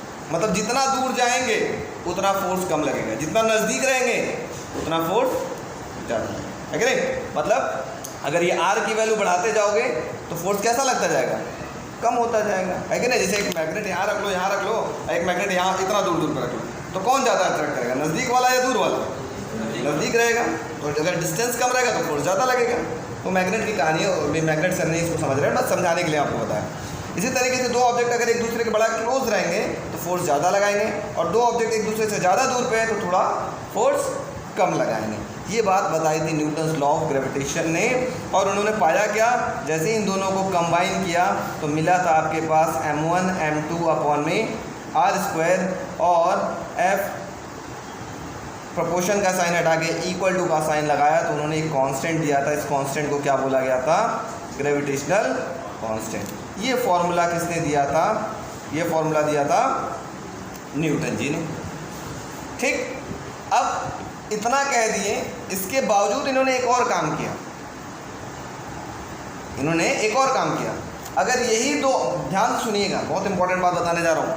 अभी तक ज़रूरत नहीं पड़ी थी 11th में तो कोई डिस्कस नहीं हुआ था, लेकिन अब ज़रूरत पड़ रही है, सोच मैं बता रहा हूँ कि ये दो ऑब्जेक्ट अगर एयर में रखे गए हैं, एयर में रखे गए मान लो, ठीक है, सेम डिस्टेंस है, सेम मास है, तो इनके बीच में जो फोर्स लग रहा था मान लेते हैं वो 2 न्यूटन लग रहा था. अगर इसी ऑब्जेक्ट को सेम मास है, सेम इनके बीच का डिस्टेंस है, उनको पानी के अंदर रख दिया जाए तो भी इनके बीच में जो फोर्स लगेगा वो 2 न्यूटन का ही लगेगा. कोई फ़र्क नहीं पड़ रहा फोर्स में. मतलब आप एयर में रख दो, पानी में रख दो, किसी भी मीडियम में रख दो, फोर्स पे कोई फ़र्क पड़ा नहीं पड़ा. ये बात किसने बताई थी? न्यूटन जी ने बताई. तो न्यूटन जब ये अपना एक्सपेरिमेंट करके ये सब कंक्लूज़न लिख रहे थे, उन्हीं के बगलिया में बैठा था कूलम जी.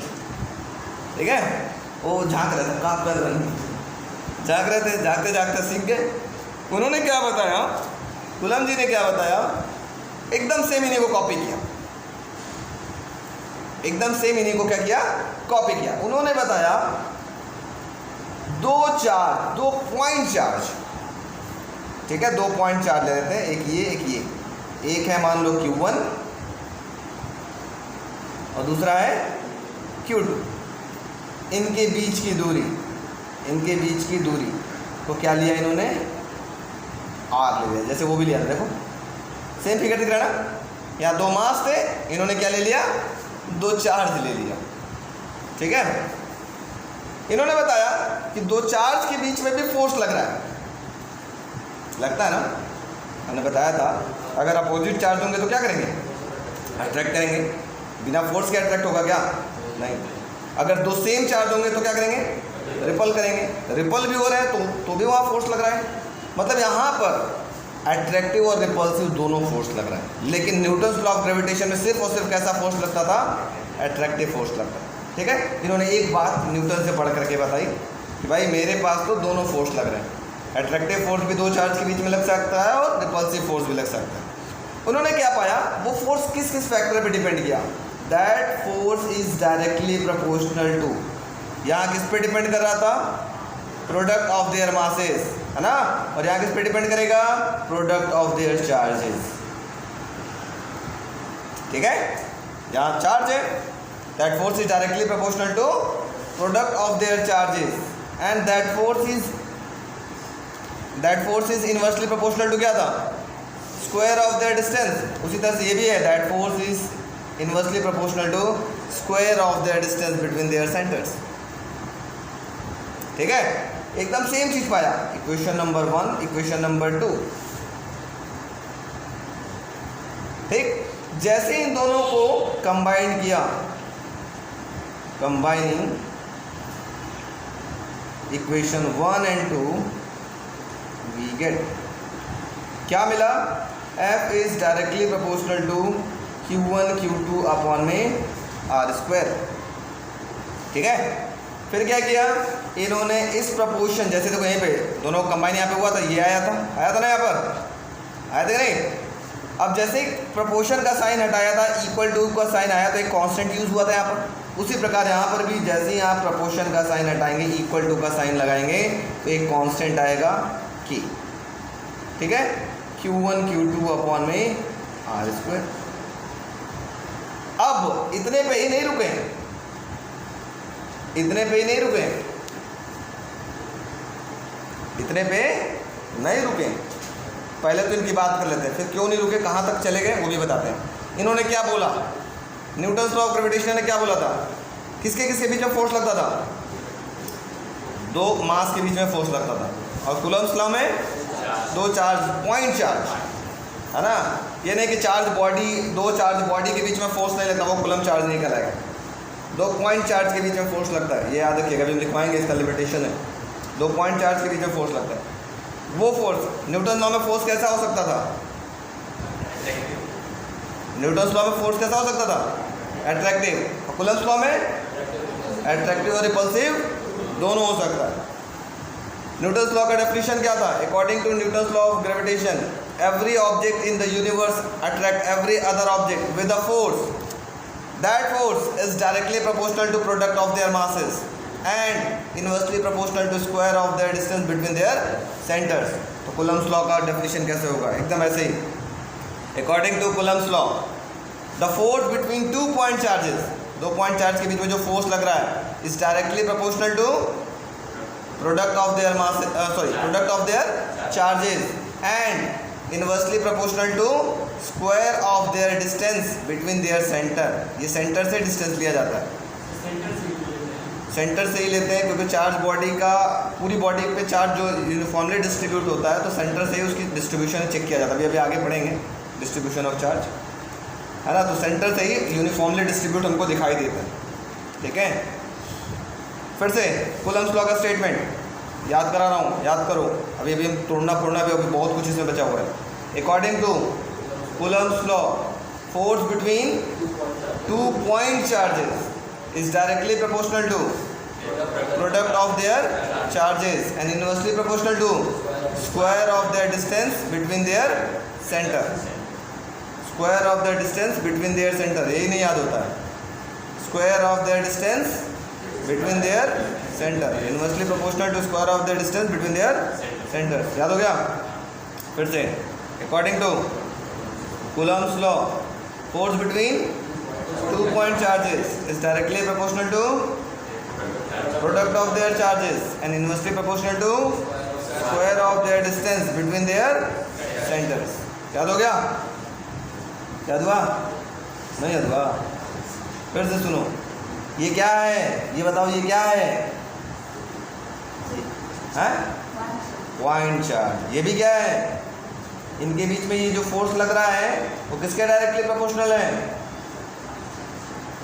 चार्ज के प्रोडक्ट, प्रोडक्ट मतलब क्या होता है,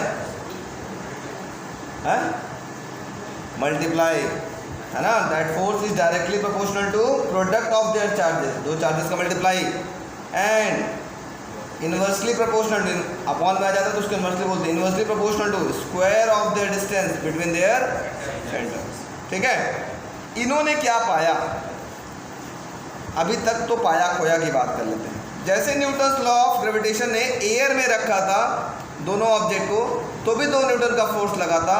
पानी के अंदर रख दिया था, मान लो ये वाटर लिख देते, ये एयर लिख देते, वाटर के अंदर रखा तो भी 2 न्यूटन का फोर्स लग रहा था। लेकिन कूलम्ब जी ने पाया कि अगर 2 चार्जेस हैं, सेम चार्जेस हैं, उनके बीच का डिस्टेंस सेम है, एयर में अगर फोर्स 5 न्यूटन लग रहा है तो किसी मीडियम में जाते है उसका फोर्स कम हो जा रहा है ना, इसका फोर्स भी कम हो जा रहा है। लेकिन न्यूटन्स लॉ ऑफ ग्रेविटेशन में कम नहीं हो रहा था, एयर में भी वैसे ही था, पानी में भी, मतलब किसी मीडियम में भी वैसे ही था। लेकिन कूलम्ब्स लॉ ने पाया कि उनको 2 चार्ज हैं, दोनों का मैग्नीट्यूड सेम है, दोनों का डिस्टेंस सेम है, एयर में रखा गया है, मान लो वो 10 न्यूटन का फोर्स लग रहा था, तो किसी और मीडियम में डालते ही उसका फोर्स क्या होगा, तो 10 न्यूटन लगेगा या कम हो जाएगा, तो आपका आंसर होगा कम हो जाएगा। ठीक है, तो जब कम हो गया तो किस फैक्टर पे डिपेंड किया जिसके वजह से वो कम हो गया, तब उन्होंने इस के को फिर से तोड़ा। इस के को जैसे यहाँ तोड़ने की ज़रूरत नहीं पड़ी, जी को तोड़ने की ज़रूरत क्यों नहीं पड़ी, क्योंकि देखा कि एयर में भी वही था फोर्स, पानी के अंदर भी वही था, तो जी को तोड़ने की ज़रूरत नहीं पड़ी। लेकिन कूलम्ब जी ने पाया कि भाई अगर एयर में और वाटर के अंदर या किसी मीडियम के अंदर फोर्स चेंज हो जा रही है तो ये के को तोड़ने की ज़रूरत पड़ी, और जैसे ही तोड़ा तो ये ऐसा टूटा, 1/4 पाई, इसको हम बोलते हैं एप्सिलॉन नॉट। क्या बोलते हैं, एप्सिलॉन नॉट। इस के को तोड़ा तो इतना आया, ऐसे एप्सिलॉन नॉट। अभी हम बताएंगे क्या होता है, घबराने की बात नहीं है ना। एप्सिलॉन नॉट इसको हम बोलते हैं परमिटिविटी। सर क्या होता है, अभी घबराओ मत, सब कुछ आ जाएगा। अभी फिलहाल ये जानो ये के को फर्दर तोड़ने की ज़रूरत क्यों पड़ी, हमको आंसर बताओ। क्योंकि मीडियम बाय मीडियम फोर्स की वैल्यू क्या हो रही है, चेंज हो रही है, इस वजह से मुझे के की तोड़ने की ज़रूरत पड़ी। इसको क्या बोलते हैं, नया साइन आपको दिखाई दे रहा है, ऐसा होता है, वो ऐसे मत बना देना, ये गलत होता है, ऐसे बनता है। ठीक है, इसको क्या बोलते हैं, एप्सिलॉन नॉट, या परमिटिविटी ऑफ फ्री स्पेस, या परमिटिविटी ऑफ वैक्यूम। अभी आगे हम लिख पाएंगे, घबराओ नहीं। ठीक है, यहाँ तक समझ में आ गया। पहले स्टेटमेंट लिख लो तो कूलम्ब्स लॉ, धीरे धीरे लिखोगे ना तो सही रहेगा। हेडिंग लिखो Coulomb's law.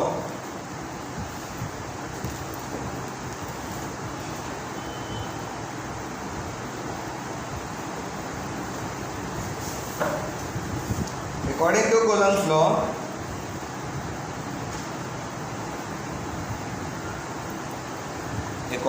Coulomb's law, the force between 2 point charges,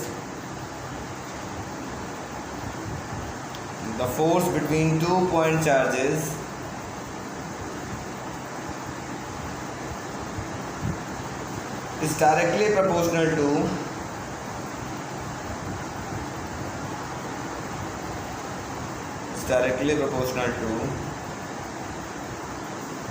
the product of the magnitude of 2 charges, is directly proportional to the product of the magnitude of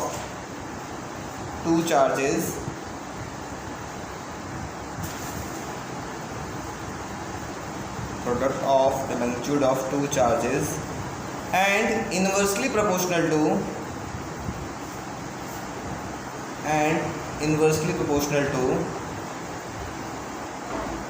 square of their distance,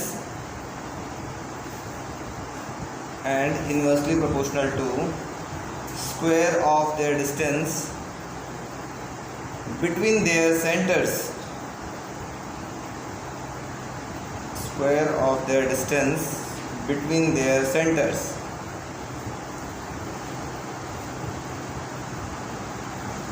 ठीक है।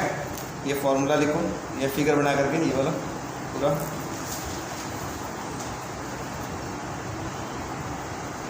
ये कुछ note है, तीनों point लिख लीजिएगा। इसको epsilon not को बोलते हैं परमिटिविटी ऑफ फ्री स्पेस और वैक्यूम, इसकी जो वैल्यू होती है वो 8.85 इंटू 10⁻⁻11 कूलम स्क्वायर पर न्यूटन पर मीटर स्क्वायर। और ये जो के है, के को आप बोलते हो 1/4πε0, इसी को तो बोल रहे थे ना। इस पूरे की वैल्यू कितनी होती है 9 इंटू 10⁻9, ठीक है। इसकी जो यूनिट होती है वो क्या होता है, न्यूटन मीटर स्क्वायर पर coulomb square, newton metre square पर कूलम स्क्वायर। हो गया। अब कैसे आई यूनिट, पहले वो भी निकालना आपको सिखा देते हैं, ठीक। उसके बाद फिर धीरे धीरे आगे बढ़ते हैं। चलो, जैसे अभी हम बात करें, आपने फॉर्मूला पढ़ा था F = K Q1 Q2 upon में R²। यहाँ से K की यूनिट निकालना सिखा देता हूँ पहले, ठीक। पहले K का तो मल्टीप्लाई कर लो तो ये हो जाएगा F² अपॉन में Q1 Q2 इक्वल टू हो जाएगा K। फोर्स का यूनिट क्या होता है, न्यूटन। R का रेडियस का यूनिट क्या होता है, मीटर। तो रेडियस का स्क्वायर है तो क्या हो जाएगा, मीटर का स्क्वायर। और चार्ज का यूनिट क्या होता है, कूलम। नीचे कूलम है, एक और कूलम है, नीचे क्या हो जाएगा, coulomb square equal to K। तो K की यूनिट क्या हो गई बच्चों, जल्दी से बताओ। K की यूनिट हो गई आपके पास न्यूटन मीटर स्क्वायर पर कूलम स्क्वायर। आगे ना उसी प्रकार अगर हम बात कर लें एप्सिलॉन नॉट की वैल्यू, आप यूनिट निकालनी है, ऐसे आप निकाल सकते हो। तो क्या था फॉर्मूला, F = 1/4πε0। इस K को लिख सकता है ना, लिख सकते हैं कि नहीं, इंटू Q1 Q2 अपॉन में R²। अब आपको इसकी यूनिट निकालनी है तो इसको क्रॉस मल्टीप्लाई करके ऊपर भेज दो और फोर्स को क्या करो, नीचे भेज दो। तो ये हो जाएगा एप्सिलॉन नॉट और ऊपर आ जाएगा Q1 Q2 अपॉन में 4πF इंटू R²। तो 4π की तो कोई यूनिट होती नहीं है तो निकाल लेते हैं। एप्सिलॉन नॉट Q चार्ज है तो क्या होगा, कूलम। यहाँ भी कूलम, तो ऊपर क्या हो जाएगा, कूलम स्क्वायर। नीचे फोर्स की यूनिट क्या होगी, न्यूटन। और रेडियस की यूनिट क्या होगी, मीटर। तो रेडियस का स्क्वायर था तो क्या होगा, मीटर का स्क्वायर। सबको ऊपर लेके जाओ तो क्या होगा, कूलम स्क्वायर। ये न्यूटन की पावर 1 था तो ऊपर जाएगा तो क्या होगा, -1। मीटर की पावर 2 था तो ऊपर जाएगा क्या होगा, -2। तो ये इस तरीके से इसकी यूनिट हो गई। बात समझ आ गई। तो यूनिट याद रख लोगे, निकालना तो सबको आता है, कोई दिक्कत नहीं है। अब कल हम बात करेंगे इसको कि जब हम इसको उठा करके मीडियम में किसे डालते हैं तब इसका फोर्स की वैल्यू कैसे चेंज होता है, डाइलेक्ट्रिक कांस्टेंट क्या होता है,